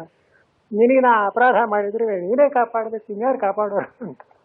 ಹಾಗೆ ನಮ್ಮ ಬುದ್ಧಿಯನ್ನ ಅಳ್ಳಾಡಿಸದಂತೆ ಆ ಪರಮಾರ್ಥ ತತ್ವದಲ್ಲಿ ನೆಲೆಗೊಳಿಸಿದರೆ ತದಾಗಂತಾಸಿ ನಿರ್ವೇದಂ.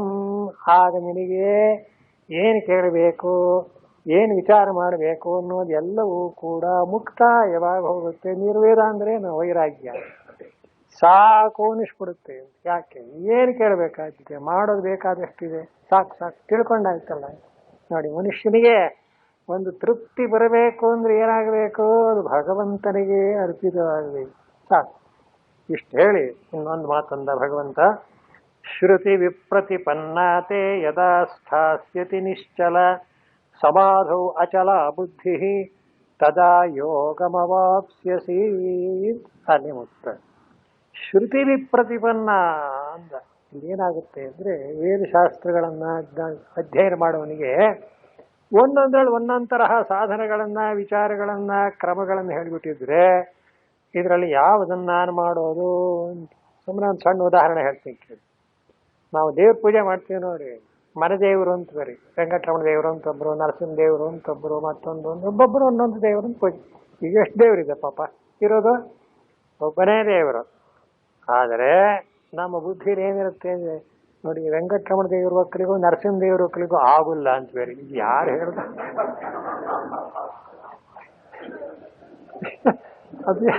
ಅದ್ಯಾಕೆ ದೇವ ನಾವು ಮಾಡೋ ಜಗಳ ದೇವೇ ಗಂಟು ಹಾಕೋದು? ಇದೆಲ್ಲ ಕೇಳಿಬಿಟ್ರೆ ನಾವು ಇತ್ತೀಚೆಗೆ ಕೇಳಿದ ಮೇಲೆ ನಿಜವಾಗಿಯೂ ಇದಕ್ಕಿಂತ ದೊಡ್ಡದನ್ನ ದೇವ್ರು ಎಷ್ಟಿದ್ದಾರೆ ಹೇಳಿ. ಇದಕ್ಕೆ ಹೇಳಿದೆ ಶ್ರುತಿ ವಿಪ್ರತಿಪನ್ನ ಅಂದ್ರೆ ಇದೇ ಅರ್ಥ ಅಂತ. ಒಂದು ಪುಸ್ತಕ ಓದೋದು ಒಂದು ಅರ್ಥ ಮಾಡೋದು, ಇನ್ನೊಂದು ನೋಡಿ ಇದಕ್ಕೆ ಆಗಲ್ವಂತೆ ಪರಸ್ಪರವಾಗಿ. ಏನು ಯಾರು ಹೇಳಿದ್ರು ನಿಜದ್ನ? ಆದ್ದರಿಂದ ಅರ್ಜುನಿಗೆ ಒಂದು ಎಚ್ಚರಿಕೆ ಕೊಟ್ಟ ಭಗವಂತ, ಹೀಗೆಲ್ಲ ತಲೆ ಕೆಡಿಸ್ಕೋಬೇಡ ಅಂದ. ಕರೆಕ್ಟ್, ಹೇಳಲೇಬೇಕು ಅದನ್ನು. ಸಾಧಕನಾದವನನ್ನ ನಾನಾ ರೀತಿಯಾದ ದಾರಿಗಳಿಗೆ ಎಳೆದು ಬಿಡ್ತಾರೆ ಈ ಮತಧರ್ಮಗಳು, ಅದು ಇದು. ನೀವು ಹೆಚ್ಚಿಗೆ ಓದಷ್ಟುವೆ ಓದಿ ಓದಿ ಮರಳಾದ ಕೂಚು ಹೊಟ್ಟ ಹೋಗ್ಬಿಡುತ್ತೆ. ವೇದ ಅಂತ ಹೇಳ್ಕೊಂಡ್ರೆ ಬಚಾವ್. ಇಲ್ಲ ಅಂದ್ರೆ ತಗೊಳ್ಳಿ, ಆಮೇಲೆ ರಾಗದ್ವೇಷಗಳ ಮೇಲೆ ಆದ ಮೇಲೆ ಅದು ಕಂಡು ಇದಕ್ಕೆ ಕಾಲ ಕಂಡು ಏನಂತೀರ? ತಪ್ಪು ತಿಳ್ಕೊಬೇಡಿ. ಮಠದವ್ರು ಜಗಳ ಕಾಯ್ತಾರೆ ನೀವು. ಅವನ್ ನಮಗೆ ಗುರುಗಳು, ಕ್ಷಮಿಸ್ಬೇಕು. ರಾಗದ್ವೇಷಗಳನ್ನು ಬಿಡಿ ಅಂತ ಯಾರು ಹೇಳ್ಬೇಕೋ ಅವರೇ ರಾಗದ್ವೇಷ ಮಾಡ್ರಿ. ಏನ್ ಮಾಡಿ? ಆದ್ರಿಂದ ಒಂದೇ ಒಂದು ಶರಣ ಯಾವುದು? ಅಧ್ಯಾತ್ಮ ಜ್ಞಾನ. ವೇದಾಂತಕ್ಕೆ ಬಂದ್ರೆ ಮಾತ್ರ ಸಮನ್ವಯ. ಇಲ್ಲ ಅಂದ್ರೆ ತಗೊಳ್ಳಿ, ಆ ಮತ ಬೇರೆ, ಈ ಮತ ಬೇರೆ, ಅದು ಬೇರೆ. ಅದರಿಂದ ನಮ್ಮ ಇಂಡಿಯಾ ದೇಶ ಭಾರತದಲ್ಲಿ ಕೇಳಬೇಕೇ ಅದ್ಭುತ. ಎಷ್ಟೋ ಸಲ ಈ ದೇವ್ರ ಕಂಡ್ರೆ ಆ ದೇವ್ರಿಗೆ ಆಗಲ್ಲ ಅಂತ. ಅದು ಯಾರು ಹೇಳಿದ್ರು? ಏನೋ ಈಗೆಲ್ಲ ಇದನ್ನೇ ಒಂದು ಮಾತಿನಲ್ಲಿಂದ ಭಗವಂತ ಶ್ರುತಿ ವಿಪ್ರತಿಪನ್ನಾತೆ ಯದಾ ಸ್ಥಾಸ್ಯತಿ ನಿಶ್ಚಲ. ನೋಡು, ಈ ತಪ್ಪು ತಿಳುವಳಿಕೆಯನ್ನು ಮೊದಲು ಕಿತ್ತು ಹಾಕು ನಿನ್ನ ಅಂತಃಕರಣದಿಂದ. ಯಾಕೆ? ಈ ಶ್ರುತಿಯಲ್ಲಿ ಹಾಗೆ ಹೇಳಿದೆ, ಆ ಪುರಾಣದಲ್ಲಿ ಹೀಗೆ ಹೇಳಿದೆ. ಇದೆಲ್ಲ ನಿಜವಾಗಿಯೂ ಕೂಡ ಅಂತಃಕರಣದ ಒಂದಾನೊಂದು ವಿಪ್ರತಿಪತ್ತಿ ಅಂದರೆ ವಿರುದ್ಧವಾದ ಅಭಿಪ್ರಾಯಗಳಿಗೆ ಕಾರಣವಾಗುತ್ತೆ ಅಂತ ಕಂಡ್ರೆ ಆ ತಿಳುವಳಿಕೆಯನ್ನು ಮೊದಲು ಕಿತ್ತು ಹಾಕಬೇಕು. ದೇವರಿರೋನೊಬ್ಬನೇ, ಅವನನ್ನೇ ಬೇರೆ ಬೇರೆ ನಾಮಗಳಿಂದ ಕರೀತೀವಿ ಇಷ್ಟೇ ಹೊರತು ಇನ್ನು ಯಾವ ರೀತಿಯಿಂದಲೂ ಇಲ್ಲಾದ್ರೂ ನಾವು ಯೋಚನೆ ಮಾಡೋಣ. ಒಳ್ಳೆ ಕೆಲಸ ಮಾಡಿದ್ರೆ ಒಳ್ಳೆ ಫಲ ಆಗುತ್ತೆ, ಕೆಟ್ಟ ಫಲ ಆಗುತ್ತೆ. ನೀವು ಹೇಳಿ ನೋಡಿ, ಎಲ್ಲಾದ್ರೂ ಉಂಟೆ? ಹಾಗಾಗೋದು ಸಾಧ್ಯ ಆಗೋಲ್ಲ. ಮಾವಿನ ಬೀಜ ಹಾಕಿ ಮಾವಿನ ಗಿಡವೇ ಬಿಡಬೇಕು. ನಮ್ಗೆ ಯಾಕೆ ಆಗ್ಲಿಲ್ಲ ಅಂದ್ರೆ ನೋಡಿ, ನಾವು ಹಾಕಿರೋ ಬೀಜದಲ್ಲಿ ಏನೋ ಡಿಫೆಕ್ಟ್ ಇದೆ ಅಂತ ಆಯ್ತು ಅಷ್ಟೇ. ಒಳ್ಳೆ ರೀತಿಯಲ್ಲಿ ನಾವು ನಡ್ಕೊಂಡ್ರೆ ಇದನ್ನೇ ಸಮನ್ವಯ, ಸರ್ವಧರ್ಮ ಸಮನ್ವಯ ಅಂತ ವೇದಾಂತದಲ್ಲಿ ಮಾತ್ರ ಇದಕ್ಕೆ ಸ್ಥಾನ ಉಂಟು. ಯಾವ ಧರ್ಮವೂ ವಿರೋಧವಲ್ಲ, ಎಲ್ಲದರಲ್ಲಿ ಇರತಕ್ಕ ತತ್ವ ಒಂದೇನೆ. ಆದ್ದರಿಂದ ಈಶ್ವರ ಸರ್ವಭೂತಾನಂ ನಿರ್ದೇಶ ಅರ್ಜುನ ಕೊನೆಯಲ್ಲಿ ಹೇಳ್ತಾನೆ ಭಗವಂತ 18ನೇ ಅಧ್ಯಾಯ ತುದಿಯವಳಿಗೆ. ಆದ್ದರಿಂದ ತವೇವ ಶರಣಂ ಗಚ್ಚ. ಇರೋನೊಬ್ಬನೇ ದೇವರಪ್ಪ. ಬೇರೆ ಬೇರೆ ನಾಮರೂಪಗಳಿರಬಹುದು, ಆದರೆ ವೇದಗಳು, ಶಾಸ್ತ್ರಗಳು, ಪುರಾಣಗಳು ಹೇಳ್ತೇವೆ ಅನ್ನೋ ಕಾರಣದಿಂದ ನಿನ್ನ ಬುದ್ಧಿಯನ್ನ ಕಲಬೆರಕೆ ಮಾಡಿಕೊಂಡು ಕಲುಷವಾಗಿ ಮಾಡಿಕೊಳ್ಳಬೇಡ. ಅದನ್ನ ತಡೆದು ಯದಾ ಸ್ಥಾಸ್ಯತಿ ನಿಶ್ಚಲ ಅಂತ ದೃಢವಾಗಿ ನಿಲ್ಲಿಸು ಅಂತಾರೆ. ಇದು ಮಾತ್ರ ನಾವು ಖಂಡಿತ ಸಾಧನೆ ಮಾಡೋದು. ಯಾವ ದೇವರನ್ನಾಗಲಿ, ಯಾವ ಹೆಸರನ್ನಾಗಲಿ, ಯಾವ ಮಂತ್ರವನ್ನಾಗಲಿ ಹೇಳಿದ್ರು ಏನು, ಎಲ್ಲವೂ ಒಂದೇ. ಪ್ರತಿಯೊಂದು ಭಗವಂತನ ನಾಮವೇ, ಅವನ ಸ್ತೋತ್ರವೇ, ಅವನ ಪಠನೆಯೇ. ಅವನು ತ್ವಂ ಸ್ತ್ರೀ, ತ್ವಂ ಪುಮಾನಸಿ, ತ್ವಂ ಕುಮಾರ, ಗಂಡು ಅಂದ್ರು ಅವನೇ, ಹೆಂಗಸು ಅಂದ್ರು ಅವನೇ, ಎಲ್ಲವೂ ಅವನೇ ಪ್ರತಿಯೊಂದಕ್ಕೂ.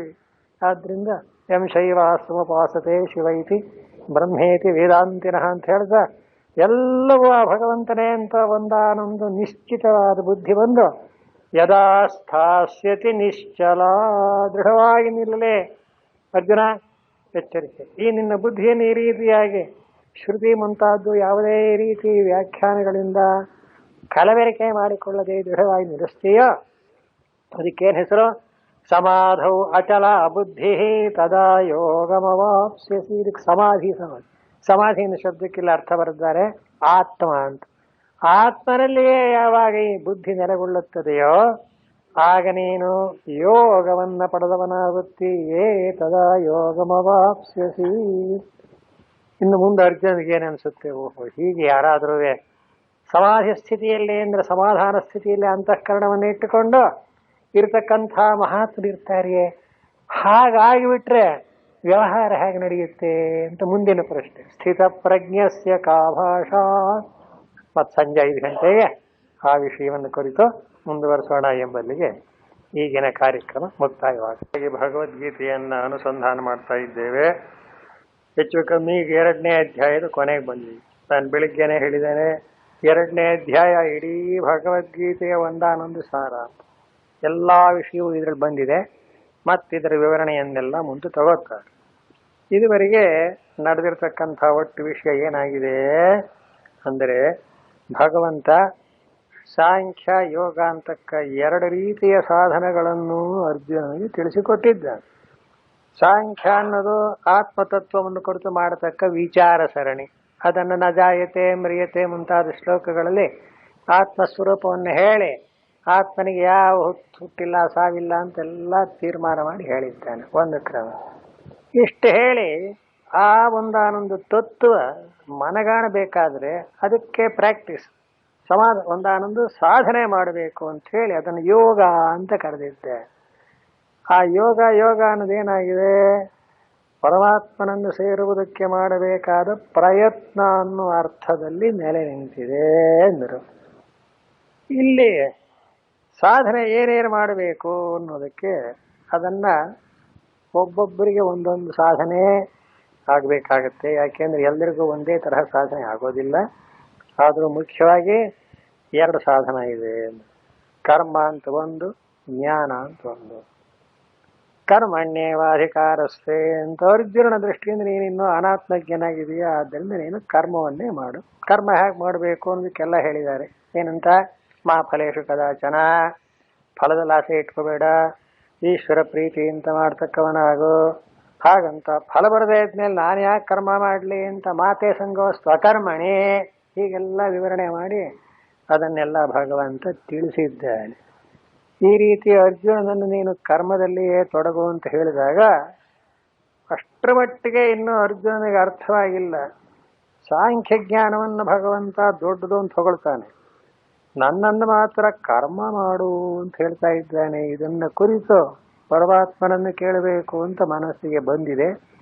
ಆದರೂ ಕೂಡ ಆ ತತ್ವಜ್ಞಾನದಿಂದ ಯಾವನ ನೆಲೆ ನಿಂತಿರ್ತಾನೋ ಅವನ ಸ್ವರೂಪವನ್ನು ಹೇಳಿದಾಗ, ಜ್ಞಾನಿ ಹೀಗಿರ್ತಾನೆ ಅಂತ ಹೇಳಿದಾಗ ಕೊನೆಯಲ್ಲೊಂದ ಭಗವಂತ ನೀನು ಅಂಥ ಜ್ಞಾನಿಯ ಆಗು.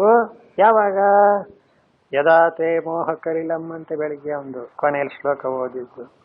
ಈ ಅಜ್ಞಾನದಿಂದ ಯಾವ ನಿನ್ನ ಮನಸ್ಸು ಅಲ್ಲಾಡ್ತಾ ಇದೆಯೋ, ಬುದ್ಧಿ ಅಂತಕ್ಕದ್ದು ದೃಢವಾಗಿ ನೆಲೆ ನಿಂತಿಲ್ಲವೋ ಅದು ಬದಲಾವಣೆ ಆಗಬೇಕು ಅಂತ. ಮನಃಶಾಂತಿ ಆಗಬೇಕು, ಕಾಮಕ್ರೋಧಾದಿಗಳೆಲ್ಲ ಹೊರಟು ಹೋಗ್ಬಿಡ್ಬೇಕು. ಅತ್ಯಂತ ಅಂತಃಕರಣ ಶುದ್ಧವಾಯಿತು ಅಂದರೆ ತದಾ ಗಂತಾಸಿ ನಿರ್ವೇದಂ ಶ್ರೋತವ್ಯಸ್ಯ ಶ್ರುತಸ್ಯ ಚ. ಆಮೇಲೆ ತನಗೆ ತಾನೇ ಅನ್ಸುತ್ತಂತೆ. ಏನಂತ? ಓಹೋ, ಇನ್ನು ಕೇಳಬೇಕಾದದ್ದು ಇಲ್ಲ, ವಿಚಾರ ಮಾಡಬೇಕಾದ್ದು ಇಲ್ಲ, ಏನು ತಿಳ್ಕೊಂಡಿದ್ದೀನೋ ಅದನ್ನು ಇನ್ನೊಮ್ಮೆ ಮತ್ತೆ ಮತ್ತೆ ನಾನು ಅದನ್ನ ಅನುಸಂಧಾನ ಮಾಡಬೇಕು ಅಂತ ಗೊತ್ತಾಗುತ್ತೆ. ಇನ್ನೊಂದು ಗುರುತೇನು ಅಂದರೆ ಅದು ವೇದಾಂತದಲ್ಲಿ ಬಹಳ ಹೊತ್ತು ಹೇಳ್ತಾರೆ, ಏನು ವೈರಾಗ್ಯ ಅಂತ. ವಿವೇಕ ವೈರಾಗ್ಯ ಅಂತ. ವಿವೇಕ ವೈರಾಗ್ಯಗಳನ್ನು ಮುಂದಿಟ್ಟುಕೊಂಡೇ ಸಾಧನ ನಡೆಯಬೇಕು. ವಿವೇಕ ಯಾವುದು? ಆತ್ಮಾನಾತ್ಮ ವಿವೇಕ. ಆತ್ಮನೊಬ್ಬನೇ ಆತ್ಮ, ಉಳಿದದ್ದೆಲ್ಲ ಅನಾತ್ಮ ಅಂತ ವಿಂಗಡಿಸ್ಕೊಳ್ಳೋದು ಒಂದು ಕ್ರಮ. ವೈರಾಗ್ಯ ಅಂದ್ರೆ ಏನು? ಅನಾತ್ಮಗಳ ವಿಷಯದಲ್ಲಿ ಔದಾಸೀನ್ಯ ಅಷ್ಟೇ. ಅದನ್ನು ತಿರಸ್ಕಾರ ಮಾಡೋದು, ದ್ವೇಷ ಮಾಡೋದು ಅನ್ನೋ ಅರ್ಥ ಅಲ್ಲ. ಎಷ್ಟೋ ಜನ ಹಾಕಿ ತಿಳ್ಕೊತಾರೆ, ಸಂಸಾರ ಬಿಡಬೇಕು ಅಂತಾರೆ, ಸಂಸಾರವನ್ನು ದ್ವೇಷ ಮಾಡಬೇಕೇ? ಅದು ಪ್ರಯೋಜನವಿಲ್ಲ. ಹಾಗಲ್ಲ. ಅದರ ವಿಷಯದಲ್ಲಿ ನಾವು ಉದಾಸೀನರಾಗಿರ್ತಕ್ಕದ್ದು. ಉದಾಸೀನತೆ ಅಂದ್ರೆ ಏನು? ರಾಗವೂ ಬೇಡ, ದ್ವೇಷವೂ ಬೇಡ, ಮಧ್ಯಸ್ಥನಾಗಿ ಇದ್ಬಿಟ್ರಾಯ್ತು ಅಂತ. ಆಮೇಲಾದರೂ ಅದು ನಮಗೆ ತೊಂದರೆ ಕೊಡಲ್ವೇ ಅಂದರೆ ಅದಕ್ಕೆ ಉಪಾಯ ಬರುತ್ತಾರೆ. ಏನಂತ? ಬರುತ್ತೆ ಹೋಗುತ್ತೆ. ಈ ದ್ವಂದ್ವಗಳನ್ನು ಏನು ಮಾಡೋಕ್ಕಾಗೋದಿಲ್ಲ. ಅದಾಗೇನಾಗ್ತದೆ? ಭಗವಂತ ಏನಂದ್ರೆ ಗೊತ್ತೇ? ತಾಂ ಸ್ಥಿತಿ ಕ್ಷಸ್ವ ಭಾರತ ಅಂತ ಒಂದೇ ಉತ್ತರ ಕೊಟ್ಟು ಬರ್ತಾನೆ, ಅದನ್ನು ಸಹಿಸ್ಕೊಂಬಿಡು ಅಷ್ಟೇ. ಇನ್ನೇನು ಅದಕ್ಕೆ ಪ್ರತಿಕ್ರಿಯೆ ಮಾಡೋಕ್ಕೆ ಹೋಗಬೇಡ. ಹೇಳೋದು ಸುಲಭ, ಎಷ್ಟು ಬೇಗ ನಮಗೆ ಅದು ವಿಪರೀತವಾದ ಪರಿಣಾಮ ಮಾಡಿಬಿಡುತ್ತೆ ಅಂದರೆ ಬೇಡಕ್ಕೆ ಬಂದ ಕೂಡಲೇ ಕೋಪ ಮುಂಟು, ಬೇಕಾದ ಕೂಡಲೇ ಹಿಗ್ಗಿ ಬಿಡ್ತೀವಿ. ಒಂದ್ಸಲ ಹರ್ಷ, ಒಂದ್ಸಲ ವಿಷಾದ ಕುಣಿದಾಡ್ತಿರುತ್ತೆ ಮನಸ್ಸಿನೊಳಗೆ. ಈ ಹರ್ಷ ವಿಷಾದಗಳನ್ನು ತಂದುಕೊಳ್ಳದಂತೆ ಮನಸ್ಸನ್ನು ಸಮಬುದ್ಧಿಲಿ ಇಟ್ಕೋತೀವಲ್ಲ, ಅದು ನಿಜವಾದ ಸಾಧನೆ. ಹಾಗಾಗಿ ಹರ್ಷಕ್ಕಾಗಲಿ ವಿಷಾದಕ್ಕಾಗಲಿ ಯಾವುದಕ್ಕೂ ನೀನು ಮಾಡಬೇಡ. ಸರಿ ಸ್ವಾಮಿ, ಇಂಥ ಒಂದಾನೊಂದು ಅನುಭವನ ಲೋಕದಲ್ಲಿ ಯಾರಾದರೂ ಮಾಡ್ಕೊಂಡವರು ಇದ್ದಾರೆಯೇ? ಆ ತನ್ನ ತಿಳುವಳಿಕೆಯನ್ನು ದೃಢವಾಗಿ ಇಟ್ಕೊಂಡಂತಹ ಸ್ಥಿತಪ್ರಜ್ಞರಿದ್ದಾರೆಯೇ? ಒಂದು ವೇಳೆ ಇದ್ದರೆ ಅವ್ರು ಹೇಗೆ ವ್ಯವಹಾರ ಮಾಡ್ತಾರೆ? ಸ್ಥಿತಪ್ರಜ್ಞಸ್ಯ ಕಾ ಭಾಷಾ ಸಮಾಧಿಸ್ಥಸ್ಯ ಕೇಶವ. ಭಗವಂತ ಹೇಳು ನೋಡೋಣ. ಯಾಕೆಂದ್ರೆ ನಮ್ಮ ಹಾಗೇನೆ ಅರ್ಜುನ ಪ್ರಶ್ನೆಗಳನ್ನು ಹೆಂಗೆ ಕೇಳ್ತಾ ಇದ್ದಾನೆ. ಹೀಗೆ ಇರ್ತಾರೆಯೇ ಜನ ಲೋಕದಲ್ಲಿ? ಅವನಿಗೇನರ್ಥ? ಜ್ಞಾನದಲ್ಲಿ ನೆಲೆ ನಿಂತುಬಿಟ್ರೆ ಓಹೋ ಇನ್ನು ವ್ಯವಹಾರವೇ ಇರಲ್ವೇನೋ ಅಂತ. ನಮಗೂ ಅದೇ ಭಯ. ಸ್ವಲ್ಪ ನಿಧಾನಕ್ಕೆ ಜ್ಞಾನವಾಗಲಿ, ಇನ್ನೂ ಬೇಕಷ್ಟು ಕೆಲಸ ಇದೆ ನನಗೆ. ಹಾಗೆ ತಾನಾಗೆ ಬಿಟ್ಟು ಬಂದ್ಬಿಡುತ್ತೆ. ಸಾಧನೆ ಮಾಡಿದ್ರೆ ಬರೋದೇ ಕಷ್ಟ, ಇನ್ನಂಥದ್ದು ತಾನಾಗೆ ಬರುತ್ತೆ ಅಂತ ಎಂದಿಗೂ ಹೆದರ್ಕೋಬೇಕಾಗಿಲ್ಲ. ಹಾಗಲ್ಲ, ಸಾಧನೆಯಿಂದಲೇ ಅದು ಬರ್ತಕ್ಕಂಥದ್ದು. ಗುರುಗಳನ್ನ ತಮಾಷೆ ಹೇಳು ನೋಡಿ, ದೊಡ್ಡ ಸಾಧನ್ಯಾಸಿಗಳು ಮಹಾತ್ಮರು ಬಂದಿದ್ದಾರೆ, ಜೋಪಾನ ಎಲ್ಲರೂ ವೈರಾಗ್ಯ ಬಂದ್ಬಿಟ್ಟಿತ್ತು, ದೂರದಲ್ಲಿ ನಮಸ್ಕಾರ ಮಾಡಿ ತಮಾಷೆ ಮಾಡೋರು. ಅಲ್ಲೇ ಅವ್ರನ್ನ ದರ್ಶನ ಮಾಡಿಬಿಟ್ರೆ ಬಂದ್ಬಿಡ್ತೀಯೇ. ಹಾಗೆ ಆದರೂ ಕೂಡ ಅರ್ಜುನನ ಒಂದಾನೊಂದು ತಿಳುವಳಿಕೆ ನಿಜವಾಗಿಯೂ ನಮ್ಮೆಲ್ಲರ ಪರವಾಗಿ ಅರ್ಜುನ ಅಡ್ವೊಕೇಟ್ ಇದ್ದ ಹಾಗೆ ಅಂತ ಇಟ್ಕೊಂಡ್ಬಿಡಿ. ಎಲ್ಲರ ವಿಷಯ ಮಾತಾಡ್ತಾನೆ. ಅವನು ಏನಂತ ಕೇಳ್ತಾನೆ? ಈಗ ನೀನು ಭಗವಂತ ಹೇಳಿದಿರ ಆ ಜ್ಞಾನಿಯ ಸ್ವರೂಪವನ್ನ. ಜ್ಞಾನಿ ಹೇಗಿರ್ತಾನೆ ಅಂದರೆ ಶಾಂತನಾಗಿ, ಬ್ರಹ್ಮಣ್ಯ ಪರತಃ ಶಾಂತಃ ನಿರಿಂಧನಯೋ ನರಃ. ಸರಿ, ಹಾಗಿದ್ದಾನೆ ಅನ್ನೋದನ್ನು ನಾವು ಅವನ ಸಾಧನೆಯಿಂದ ಮುಟ್ಟಿದಾನೆ ಅಂತ ಒಪ್ಕೋತೀವಿ. ಆಮೇಲೆ ಅವನು ವ್ಯವಹಾರ ಮಾಡೋದು ಹೇಗೆ? ಇದೊಂದು ದೊಡ್ಡ ತೊಡಕು. ಜ್ಞಾನಿ ಆಗಿಬಿಟ್ರೆ ನಮ್ಮ ಗತಿ ಏನು? ಸಮಾಧಿಸ್ಥಸ್ಯ ಕೇಶವ ಸ್ಥಿತಧಿ ಕಿಂ ಪ್ರಭಾಷೇತ ಕಿಮಾಸೇತ ರಜೇತ ಕಿಂ. ಎಷ್ಟು ಸರಳವಾಗಿ ಕೇಳ್ತಾನೆ ಭಗವಂತ.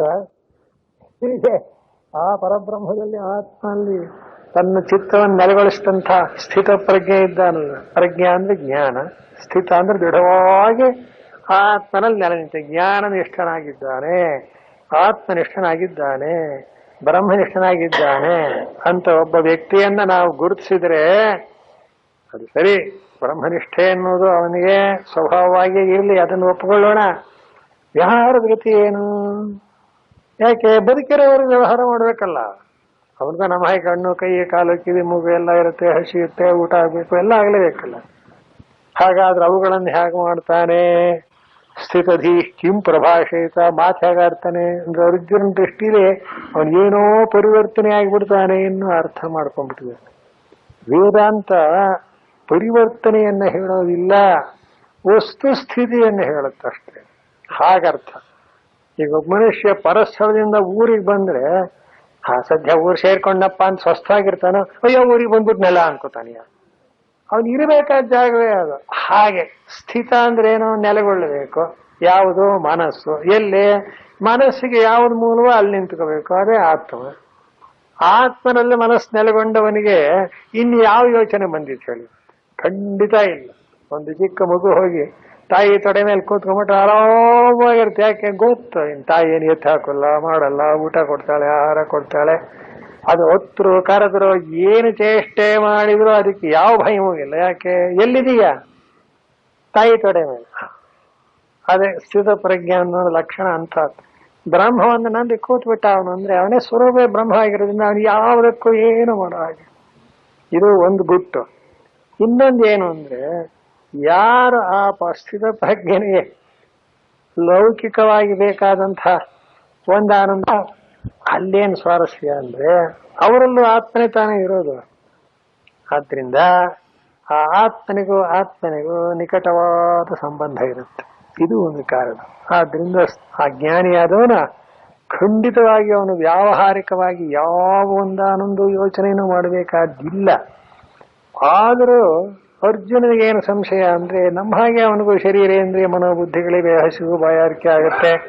ಇದೆಲ್ಲ ಇರುವಾಗ ಅವನು ಜ್ಞಾನನಿಷ್ಠನಾಗಿದ್ದೇನೆ ಅಂತ ಕೂತ್ಕೊಂಡ್ರೆ ಮತ್ತೆ ಲೌಕಿಕ ವ್ಯವಹಾರದ ಗತಿ ಏನು? ಕಾ ಭಾಷಾ, ಹಾಗಾದ್ರೆ ಅವನು ಯಾವ ಭಾಷೆಯಲ್ಲಿ ಮಾತಾಡ್ತಾನೋ ಇಲ್ವೋ? ಸಮಾಧಿಸ್ಥನಾಗಿದ್ದರೆ, ಸಮಾಧಿ ಅಂದ್ರೆ ಆತ್ಮನಲ್ಲಿರೋದು, ಅದು ನಿಜ ಒಪ್ಕೊಂಡು. ಹಾಗೆ ಕಿಂ ಪ್ರಭಾಷಿತ ಕಿಂ ಆಸೀತ, ಎಲ್ಲಿ ಕೂತಿರ್ತಾನೆ, ಹೋಗ್ತಾನೆ, ಹೀಗೇನೇನು ಜೀವನದ ಒಂದು ಶಾರೀರ ಸಂಬಂಧವಾದ ವ್ಯವಹಾರಗಳಿದೆಯೋ ಅವುಗಳ ಒಂದಾನೊಂದು ವಿಚಾರ ಹೇಗೆ ಅಂತ ಇದನ್ನ ಮೂಲಭೂತವಾಗಿ ಕೇಳಿದ. ಅದಕ್ಕೆ ಶಂಕರಾಚಾರ್ಯ ಬರೀತಾರೆ, ಸ್ಥಿತಪ್ರಜ್ಞಸ್ಯ ಲಕ್ಷಣಂ ಅನೇನ ಶ್ಲೋಕೇನ ಪೃಚ್ಛತಿ ಅಂತ ಬರುತ್ತೆ. ಅಂದರೆ ಅರ್ಜುನನ ದೃಷ್ಟಿಯೊಳಗೆ ಸ್ಥಿತಪ್ರಜ್ಞ ಅಂದ್ರೆ ಏನೋ ಒಂದು ವಿಲಕ್ಷಣನಾದ ವ್ಯಕ್ತಿ ಅಂತ ಅರ್ಥ ಮಾಡ್ಕೊಂಡ್ಬಿಟ್ಟಿದ್ದಾರೆ. ಆದ್ರಿಂದ ಅವನು ಹೇಗಿರ್ತಾನೆ, ಏನು, ಎಲ್ಲಿ ಕೂತ್ಕೋತಾನೆ, ಯಾವ ವ್ಯವಹಾರ ಮಾಡ್ತಾನೆ, ಏನು ಅಂತೆಲ್ಲ ಪ್ರೋಗ್ರಾಮ್ ಕೇಳಿ ಪಾಪ ಅರ್ಜುನನ ಅವನು ಸಂಶಯ ಅವನು ಕೇಳಿದಾನೆ, ಇನ್ನು ಬಗ್ಗೆ ಏನೋ ಆಕ್ಷೇಪಣೆ ಇಲ್ಲ.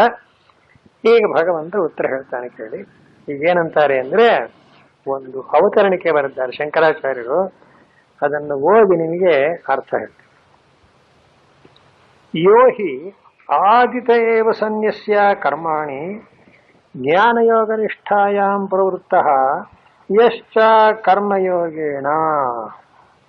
ಇದನ್ನೊಂದು ಸ್ವಲ್ಪ ಗಮನಿಸಿ. ಜ್ಞಾನಯೋಗ ಕರ್ಮಯೋಗ ಅಂತ ಎರಡು ಮಾರ್ಗಗಳು.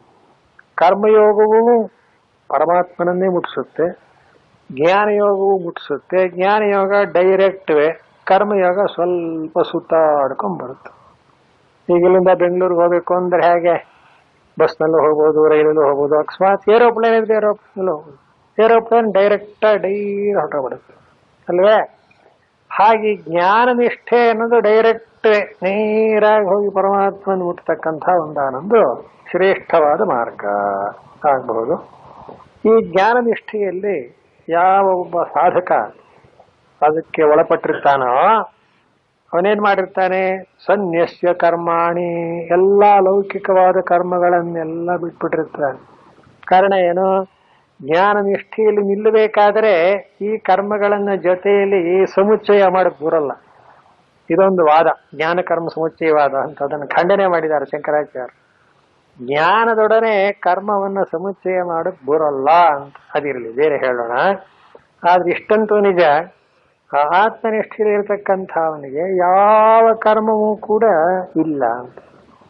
ಇದನ್ನ ಜನ ಇನ್ನೊಂದು ತಪ್ಪಾಗಿ ಅರ್ಥ ಮಾಡ್ತಾರೆ. ಯಾವ ಕರ್ಮ ಇಲ್ಲ ಅಂತ ಹಾಗಾದ್ರೆ ಕಣ್ಮಿಟ್ಕಿಸ್ತಾನೋ ಇಲ್ವೋ, ಉಸಿರಾಡ್ತಾನೋ ಇಲ್ವೋ, ಓಡಾಡ್ತಾನೋ ಇಲ್ವೋ, ಅದೆಲ್ಲ ಕರ್ಮ ಹೌದು ಅಲ್ವೋ, ಹೀಗೆ ಪ್ರಶ್ನೆ ಮಾಡ್ತಾರೆ. ಅದಕ್ಕೆ ಮುಂದೆ ಉತ್ತರ ಕೊಡ್ತಾರೆ. ಇದೆಲ್ಲವೂ ಶರೀರ ಧರ್ಮ ನಡೀತಿದೆ ಅಂತಲೇ ಹೊರತು ಅದರಲ್ಲಿ ನಾನು ಅನ್ನೋದನ್ನ ಜ್ಞಾನಿಯಾದವನು ಬೆರೆಸಿರೋದಿಲ್ಲ ಅಂತ. ಕಣ್ಣು ನೋಡುತ್ತೆ ಅಷ್ಟೆ. ಕಣ್ಣಿಗೆ ನೋಡ್ಕೊಳ್ಳುತ್ತೆ, ನನಗೂ ಕಣ್ಣಿಗೂ ಏನೋ ಸಂಬಂಧವಿಲ್ಲ. ಅಯ್ಯೋ, ಈ ವಿವೇಕ ನೋಡಿ ಎಷ್ಟು ದೊಡ್ಡದಾಗಿದೆ ಅಂತ.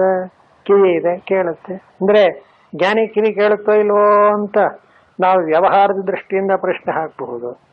ಜ್ಞಾನಿಗಳೇನು ಉತ್ತರ ಕೊಡ್ತಾರೆ? ಕಿವಿ ಇದೆ, ಕೇಳುತ್ತೆ, ಒಳಗ್ ತಗೊಳ್ಳಲ್ಲ ಅಂತ ಅರ್ಥ. ನಾವು ತಾನೇ ಒಳಗ್ ತಗೊಳ್ಳೋರು, ಅದು ಅವನಿಗಿಲ್ಲ, ಅದನ್ನ ಕಂಟ್ರೋಲ್ ಮಾಡಿರ್ತಾನೆ. ನಮಗೇನು ಅನ್ಸುತ್ತೆ, ಓಹೋ ಜ್ಞಾನ ಆಗ್ಬಿಟ್ರಿ ಎಲ್ಲಾದ್ರೂ ಕಿವಿ ಕೇಳ್ದೆ ಹೋಗ್ಬಿಟ್ರಿ ಏನ್ ಮಾಡೋದು ಅಂತ. ಅದಲ್ಲ, ಕಿವಿ ಕೇಳ್ದೆ ಇರೋರು ಎಷ್ಟು ಜನ ಇದಾರೆ ಅವರೆಲ್ಲ ಜ್ಞಾನಿಗಳೇ ಹಾಗಾದ್ರೆ? ಅಥವಾ ಜ್ಞಾನ ಸಂಪಾದನೆ ಮಾಡ್ಕೊಂಡು ಕಣ್ ಕಳ್ಕೋಬೇಕು ಕಿವಿ ಕಳ್ಕೋಬೇಕು ಅಂತ ಎಲ್ಲಾರು ಬರುತ್ತಾರೆಯೇ? ನೋಡಿ ತಪ್ಪರ್ಥ ಹೇಗೆ ಮಾಡ್ಬಿಡ್ತೀವಿ ನಾವು. ಪ್ರತಿಯೊಂದು ಇಂದ್ರಿಯಗಳು ವ್ಯವಹಾರ ಮಾಡ್ತಾ ಇದ್ದರು ಗುಣ ಗುಣೇಶ ವರ್ತಂತ ಇತಿ ಮತ್ವ ಭಗವದ್ಗೀತೆ ಎಷ್ಟು ಸ್ಪಷ್ಟವಾಗಿ ಹೇಳುತ್ತೆ ನೋಡಿ. ನ ಸಜ್ಜತೆ ಹಾಕೊಳ್ಳಿ, ಕಣ್ಣು ಇಂದ್ರಿಯ ಇದೆ, ವಿಷಯ ಇದೆ. ಕಣ್ಣು ವಿಷಯ ನೋಡ್ಕೊಂಡೆ ನಾನು ಕಣ್ಣು ಅಲ್ಲ ವಿಷಯವಲ್ಲ, ನನಗೆ ಯಾಕಂತ ತಂಟೆ? ಈ ವಿವೇಕ ಆತ್ಮಾನಾತ್ಮ ವಿವೇಕ ಅನ್ನೋದ್ರ ಅರ್ಥ ಈ ಮಟ್ಟದಲ್ಲಿ ಇರುತ್ತೆ. ಇದು ಸ್ಥಿತ ಪ್ರಜ್ಞೆನ ಒಂದು ಆನಂದ ಸ್ವರೂಪ. ಇದು ಯಾಕೆ ಇಷ್ಟೊಂದು ಕಳಕಳಿಯಿಂದ ಹೇಳ್ತಾರೆ ಅಂದ್ರೆ ಅಲ್ಲೊಂದು ಗುಟ್ಟಿದೆ. ಎಷ್ಟೋ ಜನಗಳಿಗೆ ಒಂದು ಭಯ, ಏನು ಜ್ಞಾನ ಸಂಪಾದನೆ ಮಾಡಿ ಎಲ್ಲಿ ದೇಹನೇ ಬಿಟ್ಕೊಡ್ಬೇಕಾಗುತ್ತೋ ಅಂತ. ಸರ್ವಥಾ ಅದಕ್ಕೆ ಸಂಬಂಧವಿಲ್ಲ. ಜ್ಞಾನಿಯಾದವನು ದೇಹ ಬಿಡಬೇಕು ಅಂತ ಯಾವ ಒಂದು ವೇದಾಂತಲ್ಲೂ ಬರೆದಿಲ್ಲ. ದೇಹದ ಅಭಿಮಾನ ಬಿಡಬೇಕು ಅಂತ ಬರೆದಿದೆಯೋ ಹೊರತು ದೇಹ ತ್ಯಾಗ ಮಾಡಿಬಿಟ್ರೆ ಅವನು ಹಾಗಾದ್ರೆ ದೇಹ ತ್ಯಾಗ ಮಾಡಿದವರೆಲ್ಲ ಜ್ಞಾನಿಗಳೇ? ಈ ಕಡೆಯಿಂದ ನಾವು ಪ್ರಶ್ನೆ ಕೇಳಬೇಕಾಗುತ್ತೆ. ಆದ್ದರಿಂದ ಅದೇನಾಗುತ್ತೆ, 5ನೇ ಅಧ್ಯಾಯದಲ್ಲಿ ಇನ್ನೂ ಬಹಳ ಚೆನ್ನಾಗಿ ಬರೀತಾರೆ. ಪಶ್ಯನ್ ಶೃಣ್ವನ್ ಸ್ಪೃಶನ್ ಜಿಘ್ರನ್ ಅಶ್ನನ್ ಗಚ್ಚನ್ ಸ್ವಪನ್ ಶ್ವಸನ್ ಇಂದ್ರಿಯಾಣಿ ಇಂದ್ರಿಯಾರ್ಥೇಶು ವರ್ತಂತ. ಗೀತೆಯಲ್ಲಿ ಯಾವ ಪ್ರಶ್ನೆ ಉತ್ತರ ಇಲ್ಲ. ಅಯ್ಯ ಆ ಜ್ಞಾನಿ ಹೇಗಿರ್ತಾರೆ ಅಂತೀಯ? ಭಗವಂತ ಹೇಳ್ತಾನೆ, ನೋಡ್ತಿರ್ತಾನೆ, ಕೇಳ್ತಿರ್ತಾನೆ, ಮುಟ್ತಿರ್ತಾನೆ, ಮೂಸ್ತಿರ್ತಾರೆ. ಏನ್ ಅನ್ಕೋತಾರೆ? ನೋಡಿದ ಅಂದ್ರೆ ಕಣ್ಣಿದೆ ನೋಡ್ಕೋತೆ, ಕಣ್ಣಿಗೂ ನನಗೂ ಸಂಬಂಧವಿಲ್ಲ ಅಂತ. ಎಲ್ಲ ಒಂದಕ್ಕೊಂದಕ್ಕೆ ಸಂಬಂಧ ತನ್ನಲ್ಲಿಯೇ ಆತ್ಮನ್ಯೇವಾತ್ಮನ ತುಷ್ಟ ಅಂತ. ಕೇಳಕ್ ತುಂಬಾ ಆನಂದವಾಗುತ್ತೆ. ಹಾಗಿರ್ಬೇಡ್ವೆ ನಾವು? ನೋಡಿ, ಎಲ್ಲ ಇರಲಿ, ಎಲ್ಲ ಇಂದ್ರಿಯಗಳು ಇರಲಿ, ಕೆಲಸನೂ ಮಾಡ್ತಾ ಇರಲಿ, ವ್ಯವಹಾರ ದೃಷ್ಟಿಯಿಂದ ಎಲ್ಲೋ ಸರಿ ಅಂತಿರ್ಲಿ, ಆದ್ರೆ ಅದಕ್ಕೂ ನನಗೂ ಅಟ್ಯಾಚ್ಮೆಂಟ್ ಇಲ್ಲ ಅಂತ ಆಗ್ಬಿಟ್ರೆ ಮುಗದೇ ಹೋಯ್ತು. ಇದೇ ಜೀವನ್ ಮುಕ್ತಿ. ಏನು ಹೊಸ ಏನ್ ಪಡಿಬೇಕಾಗಿದೆ? ಅದಕ್ಕೆ ನಮ್ಮ ವೇದಾಂತಲ್ಲಿ ಏನಂತಾರೆ, ಮುಕ್ತಿ ಹೊಸ ಪಡೆಯತಕ್ಕದ್ದೆಲ್ಲ ಇದ್ದದ್ದನ್ನು ಕಂಡುಕೊಳ್ಳೋದು ಅಂತ. ನಮ್ಮನೆ ಬಾವಿಲಿ ನೀರು ಬಂತು ಅಂದ್ರೆ ನೀರಿದ್ದೇ ಇತ್ತು ಒಳಗಡೆ, ನೀವ್ ಮಾಡಿದ್ದೇನೋ ಬಾವಿ ತೆಗೆದ ಅಷ್ಟೇ ತಾನೆ. ನೀರಿನ್ನೇನು ಸೃಷ್ಟಿ ಮಾಡಿಲ್ವಲ್ಲ. ಒಳಗಿದೆ ಆನಂದ ಸ್ವರೂಪ. ಅದನ್ನು ಕಂಡುಕೊಳ್ಳೋದಕ್ಕೆ ನೀವು ಇಂದ್ರಿಯಗಳನ್ನು ಹೊರಮುಖವಾಗಿ ಬಳಸ್ತಾ ಇದ್ದೀರಿ, ತಿರುಗಿಸಿ ಒಳಮುಖವಾಗಿ. ಅದೇ ಯೋಗ ಅಷ್ಟೇ, ಏನೂ ಇಲ್ಲ. ಅದಕ್ಕೋಸ್ಕರವಾಗಿ ಆ ಸ್ಥಿತ ಪ್ರಜ್ಞೆ ವಿಚಾರವಾಗಿ ಒಂದು ಕ್ವಶನ್ ಹಾಕಿ ಉತ್ತರ ಕೊಡ್ತಾರೆ. ಇಲ್ಲೊಂದು ಮಾತು ಬರ್ದಾರೆ, ಅರ್ಧ ಓದಿದೆ ನೋಡಿ. ಆದಿತ ಏವ ಸನ್ಯಸ್ಯ ಕರ್ಮಾಣಿ ಜ್ಞಾನಯೋಗ ನಿಷ್ಠಾಯಾಂ ಪ್ರವೃತ್ತಃ ಯಶ್ಚ ಕರ್ಮಯೋಗೇಣ ತಯೋಃ ಸ್ಥಿತ ಪ್ರಜ್ಞಸ್ಯ ಪ್ರಜಹಾತೀತ್ಯಾರಭ್ಯ ಅಧ್ಯಾಯ ಪರಿಸಮಾಪ್ತಿ ಪರ್ಯಂತಂ ಸ್ಥಿತ ಪ್ರಜ್ಞ ಲಕ್ಷಣಂ ಸಾಧನಂಚ ಉಪದಿಶ್ಯತೆ. ಸ್ವಲ್ಪ ಇದರ ಅರ್ಥ ಹೇಳ್ತೀನಿ, ನಿಧಾನವಾಗಿ ಸಮನ್ವಯ ಮಾಡಿಕೊಳ್ಳೋಣ. 2 ರೀತಿಯಾದಂತಹ ಸಾಧಕರನ್ನ ನಮ್ಮ ಮುಂದೆ ಇಡ್ತಾ ಇದ್ದಾರೆ ಭಗವತ್ಪಾದರು. ಒಬ್ಬ ಆದಿತ ಏವ ಸನ್ಯಸ್ಯ ಅಂತ, ಅವನು ಹುಟ್ಟುತ್ತಾ ಇದ್ದ ಹಾಗೇನೆ ಶುಕ ಮಹಾಮನಿಗಳಂತ ವೈರಾಗ್ಯ ಶಿಖಾಮಣಿಯಾಗಿ ಜಗತ್ತನ್ನೇ ಬಿಟ್ಬಿಡ್ತಾನೆ. ಅದೇನವನಿಗೆ ಅಷ್ಟು ಬೇಗ ಬಂದ್ಬಿಡ್ತಲ್ಲ ಅಂತ. ಅದು ಅನೇಕ ಜನ್ಮ ಸಂಸಿದ್ಧ ಅಂತ. ಆದರೆ ಹಿಂದಿನ ಜನ್ಮಗಳಲ್ಲಿ ಸಾಧನ ಮಾಡಿ ಮಾಡಿ ಮಾಡಿ ಆ ಸ್ಟ್ಯಾಂಡರ್ಡ್ ಬಂದಿರ್ತಾನೆ ಅಂತ ಅರ್ಥ ಅಷ್ಟೇ. ಇದು ಒಬ್ಬನ ಸ್ವರೂಪ ಆಯ್ತು. ಎಷ್ಟ ಕರ್ಮಯೋಗೇಣ, ಇನ್ನೊಬ್ಬ ಆಗ್ತಾನೆ ಸ್ಟಾರ್ಟ್ ಮಾಡ್ತಾ ಇರ್ತಾನೆ. ಏನಂತ? ಚಿತ್ತಶುದ್ಧಿ ಮಾಡಿಕೊಂಡು ಜ್ಞಾನನಿಷ್ಠೆಗೆ ಹೋಗೋಕ್ಕೋಸ್ಕರವಾಗಿ ಕರ್ಮಯೋಗದಿಂದ ಶುರು ಮಾಡಿ. ಇಬ್ರು ಸಾಧಕರೇ ಹೌದು. ಒಬ್ಬ ತುಂಬಾ ಮುಂದಿರ್ತಾನೆ, ಇನ್ನೊಬ್ಬ ನಿಧಾನ ಪ್ರಾರಂಭ ಮಾಡಿರ್ತಾನೆ. ಇದರಲ್ಲಿ ತಯೋಹೋ ಸ್ಥಿತ ಪ್ರಜ್ಞಸ್ಯ, ಸರಿ, ಇವರಿಬ್ಬರಲ್ಲಿ ಸ್ಥಿತ ಪ್ರಜ್ಞಾ ಅಂತ ಈಗ ನೀವು ಹೇಳ್ತಾ ಇದ್ದೀರಲ್ಲ, ಆದವರ ಲಕ್ಷಣವನ್ನ ಪ್ರಜಹಾತೀತ್ಯಾರಭ್ಯ, ಪ್ರಜಹಾತಿಯದ ಕಾಮಾನ್ ಅಂತ ಮುಂದೆ ಭಗವಂತನು ಪ್ರಾರಂಭ ಮಾಡಿ ಹೇಳ್ತಾ ಇರತಕ್ಕ ಶ್ಲೋಕದಿಂದ ಶುರು ಮಾಡಿ ಕೊನೆಯವರೆಗೂ ಈ ಸ್ಥಿತ ಪ್ರಜ್ಞನ ಲಕ್ಷಣಗಳನ್ನು ಏನು ಭಗವಂತ ಹೇಳ್ತಾನೆಯೋ, ತಡೀರಿ, ಸ್ಥಿತ ಪ್ರಜ್ಞ ಲಕ್ಷಣಂ ಸಾಧನಂಚ ಉಪದಿಶ್ಯತೆ. ಸರಿ, ಈಗ ಆದಿತೇವ ಸನ್ಯಸ್ಯ ಅಂತ ಹೇಳಿದ್ರಲ್ಲ, ಅವನಿಗೂ ಈ ಲಕ್ಷಣ ಹೇಳ್ತಾ ಇರೋದು ಈ ಕರ್ಮಯೋಗದಲ್ಲಿ ಈಗ ಪ್ರಾರಂಭ ಮಾಡಿದಾನಲ್ಲ ಸ್ಥಿತ ಪ್ರಜ್ಞರಾಗೋದಕ್ಕೆ ಪ್ರಯತ್ನವನ್ನ ಅವನಿಗೂ ಹೇಳ್ತಾ ಇರೋದು ಅಂತ ಪ್ರಶ್ನೆಯನ್ನು ನೀವು ಕೇಳಬಹುದು. ಅದಕ್ಕೆ ಉತ್ತರ ಏನಂತ? ಲಕ್ಷಣಂ ಸಾಧನಂಚ ಅಂದ್ರೆ ಬಹಳ ಚೆನ್ನಾಗಿದೆ. ನಿಜ, ಇಬ್ಬರಿಗೂ ಅನ್ವಯಿಸುತ್ತೆ. ಮೊದಲೇ ಪ್ರಾರಂಭ ಮಾಡಿ ಸಾಧನ ಸ್ಥಿತಿಯನ್ನು ತುದಿ ಮುಟ್ಟಿದಾನೆ ಎನ್ನುವನಿಗೆ ಇದು ಲಕ್ಷಣ ಅಂತ, ಅವನಿಗೆ ಹೇಳತಕ್ಕ ಒಂದಾನೊಂದು ಗುರುತು ಅಂತ. ಇನ್ನು ಹೊಸದಾಗಿ ಕರ್ಮಯೋಗ ಪ್ರಾರಂಭ ಮಾಡಿದಾನವನಿಗೆ ಸಾಧನ ಅಂತ. ಅರ್ಥಾತ್ ಏನಾಯ್ತು, ಜ್ಞಾನಿಯ ಲಕ್ಷಣಗಳೆಲ್ಲವೂ ಅಜ್ಞಾನಿಯಾದವನಿಗೆ ಸಾಧನ ಅನ್ನೋ ಅರ್ಥ. ನೋಡಿದ್ರ, ಸಾಧನದ ಒಂದಾನೊಂದು ಗುಟ್ಟು ಗೊತ್ತಾಯ್ತೆ. ನಾವು ಎಲ್ಲಿವರೆಗೆ ಸಾಧನ ಮಾಡಬೇಕು ಅಂದ್ರೆ ಎಲ್ಲಿವರೆಗೆ ಆಗಬೇಕಾಗಿದೆಯೋ ಅಲ್ಲಿವರೆಗೂ ಮಾಡಬೇಕು, ಅಷ್ಟೇ ಅರ್ಥ. ಸ್ವಾಮಿ ಅದನ್ನ ಮುಟ್ಟೋದು ಹೇಗೆ ಅಂದ್ರೆ, ನೀವು ಎಷ್ಟು ದೂರ ನಡೆಯಬೇಕೋ ಅಷ್ಟು ದೂರ ನಡೆದು ಮುಟ್ತೀರಿ ಇನ್ನು ಅರ್ಥ. ಆದ್ದರಿಂದ ಈಗ ಈ ಸ್ಥಿತಪ್ರಜ್ಞನ ಲಕ್ಷಣವನ್ನ ಹೀಗೆ ಸಮನ್ವಯ ಮಾಡ್ತಾ ಇದ್ದಾರೆ. ಒಬ್ಬ ಜ್ಞಾನಿಯೇ ಆಗಿಬಿಟ್ಟಿದ್ದಾನೆ ಅಂದ್ರೆ ಅದು ಅವನಿಗೆ ಲಕ್ಷಣ ಅಂತ ಆಯ್ತು. ಲಕ್ಷಣ ಅಂದ್ರೆ ಏನು? ಅವನ ಸ್ವಭಾವ, ಅವನು ಇರುವುದೇ ಹಾಗೆ ಅಂತ ಅರ್ಥ. ಅಂತ ಅವನಿಗೇನು ಮಾಡಕ್ಕಾಗ, ಅವನು ಹೇಗಿದ್ದಾನೆ ಅಂದ್ರೆ ಹಾಗೆ ಇದ್ದಾನೆ. ಈ ಸುಖಮಹಾಮುನಿ ಮುಗಿದೋಯ್ತು. ಅವನು ಹುಟ್ತಾ ಇದ್ದಾಗೇನೆ ಜ್ಞಾನಿ ಆಗಿಬಿಟ್ಟಿದ್ದಾನೆ. ಇನ್ನು ಮತ್ತೆ ಅವನನ್ನು ಹೊಸದಾಗಿ ಏನು ಜ್ಞಾನಿಯನ್ನಾಗಿ ಮಾಡೋ ಪ್ರಶ್ನೆಯೇ ಇಲ್ಲ ಅಲ್ವೇ? ಹಾಗೆ ಇನ್ನೊಬ್ಬ ಹೊಸದಾಗಿ ಪ್ರಾರಂಭ ಮಾಡ್ತಾ ಇದ್ದ ಅಂತ ಅವನಿಗೆ ಸೇರಿದ್ದೆ. ಆದ್ರಿಂದ ಯಾವನಿಗೆ ಹೊಸದಾಗಿ ಈ ಒಂದಾನೊಂದು ಸ್ಥಿತಪ್ರಜ್ಞಾನ ಲಕ್ಷಣಗಳಲ್ಲಿ ಹೇಳಿರ್ತಕ್ಕ ವಿಚಾರಗಳನ್ನ ಅನ್ವಯಿಸಬೇಕು. ಹಾಗನ್ವಯಿಸುವಾಗ ಅವನು ಸಿದ್ಧನೇ ಆಗಿದ್ದರೆ ಲಕ್ಷಣವಾಯಿತು, ಸಾಧಕನಾಗಿದ್ದರೆ ಪ್ರಾಕ್ಟೀಸ್ ಆಯ್ತು ಅಷ್ಟೆ. ಅದನ್ನ ಅವನು ಇಲ್ಲಿ ಹೇಳತಕ್ಕ ಎಲ್ಲ ಗುಣಗಳನ್ನು ಮತ್ತೆ ಮತ್ತೆ ಅನುಸಂಧಾನ ಮಾಡಿ ತಾನು ಅದನ್ನ ಆ ಸ್ವರೂಪದಲ್ಲಿ ನೆಲೆ ನಿಲ್ಲಬೇಕು. ಇದಕ್ಕೋಸ್ಕರವೇ ಉಪದಿಶ್ಯತೆ. ಮುಂದೆ ನೋಡಿ, ಚೆನ್ನಾಗಿದೆ ಈ ವಿಷಯ. ಸರ್ವತ್ರೈವಹಿ ಭಗವತ್ಪಾದರ ಬರವಣಿಗೆ ಇದೆಯಲ್ಲ, ಎಲ್ಲಾ ಸಂಶಯಗಳನ್ನು ಕಳೆದುಬಿಡುತ್ತೆ. ನಿಧಾನಕ್ಕೆ ನಾವು ಅದನ್ನ ಮನನ ಮಾಡುದು. ಈ ವಾಕ್ಯ ಕೇಳಿ, ಸರ್ವತ್ರೈವಹಿ ಅಧ್ಯಾತ್ಮಶಾಸ್ತ್ರೇ ಕೃತಾರ್ಥ ಲಕ್ಷಣಾನಿ ಯಾನಿ ತಾನ್ಯೇವ ಸಾಧನಾನ್ಯುಪದಿಶ್ಯಂತೆ ಯತ್ ಸಾಧ್ಯತ್ವಾತ್. ಹೀಗೆ ಸ್ಥಿತಪ್ರಜ್ಞನ ಲಕ್ಷಣವನ್ನ ಮುಂದಿಡುವಾಗ ಜ್ಞಾನಿಯೇ ಆಗಿಬಿಟ್ಟಿದ್ರೆ ಅದು ಅವನಿಗೆ ಲಕ್ಷಣವಾಯಿತು. ಇನ್ನು ಜ್ಞಾನಕ್ಕಾಗಿ ಪ್ರಯತ್ನ ಮಾಡೋನಾದ್ರೆ ಸಾಧನ ಆಯ್ತು. ಅದು ಆ ಲಕ್ಷಣಗಳಲ್ಲಿ ಹೇಳಿರೋ ಗುರುತುಗಳೆಲ್ಲ ಸಾಧನ ಅಂದ್ರೆ ಮಾಡಬೇಕಾದ್ದು ಅಂತ ಆಯ್ತು. ಇದಿಷ್ಟಂತೂ ಗೊತ್ತಾಯ್ತು. ಅದಕ್ಕಂತಾರೆ ಭಗವತ್ಪಾದರು, ಇದು ಅಧ್ಯಾತ್ಮ ಶಾಸ್ತ್ರಗಳಲ್ಲಿ ಎಲ್ಲಾ ಕಡೆಯಲ್ಲೂ ಹೀಗೆ ಹೇಳ್ತಾರೆ. ಏನಂತ ಹೇಳ್ತಾರೆ? ಕೃತಾರ್ಥನಾದವನ ಲಕ್ಷಣಗಳನ್ನೆಲ್ಲ ಬರೀತಾರೆ. ಭಾಗವತಲ್ಲೂ ಹೀಗೆ ಇದೆ. ಭಕ್ತನ ಲಕ್ಷಣ ಏನಂತ ವಿಸ್ತಾರ ಬರೀತಾರೆ.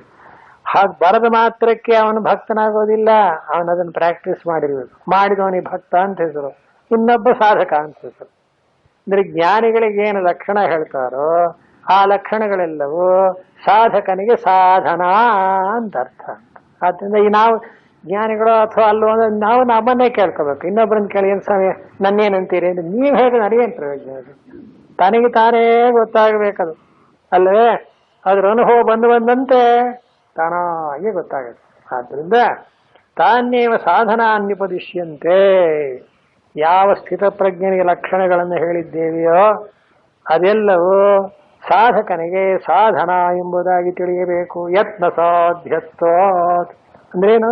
ಪ್ರಯತ್ನ ಮಾಡಿ ಆ ಗುಣಗಳನ್ನ ಅಳವಡಿಸಿಕೊಳ್ಳಬೇಕು. ಆದ್ದರಿಂದ ಸಾಧನಾನಿ ಲಕ್ಷಣಾನಿ ಚ ಭವಂತಿ ಇತಿ ತಾನಿ ಶ್ರೀ ಭಗವಾನ್ ವಾಚ. ಹೀಗೆ ಸ್ಥಿತಪ್ರಜ್ಞನಾದವನಿಗೆ ಅದು ಲಕ್ಷಣವೇ ಆಗಿದ್ದು, ಆಗಬೇಕಾದವನಿಗೆ ಅದು ಸಾಧನವಾಗಿರೋಣದರಿಂದ ಆ ಸ್ಥಿತಪ್ರಜ್ಞನ ಲಕ್ಷಣಗಳನ್ನು ಇಲ್ಲಿ ಭಗವಂತನು ಹೇಳ್ತಾ ಇದ್ದಾನೆ. ಒಂದು ಲಕ್ಷಣ ಉಂಟು.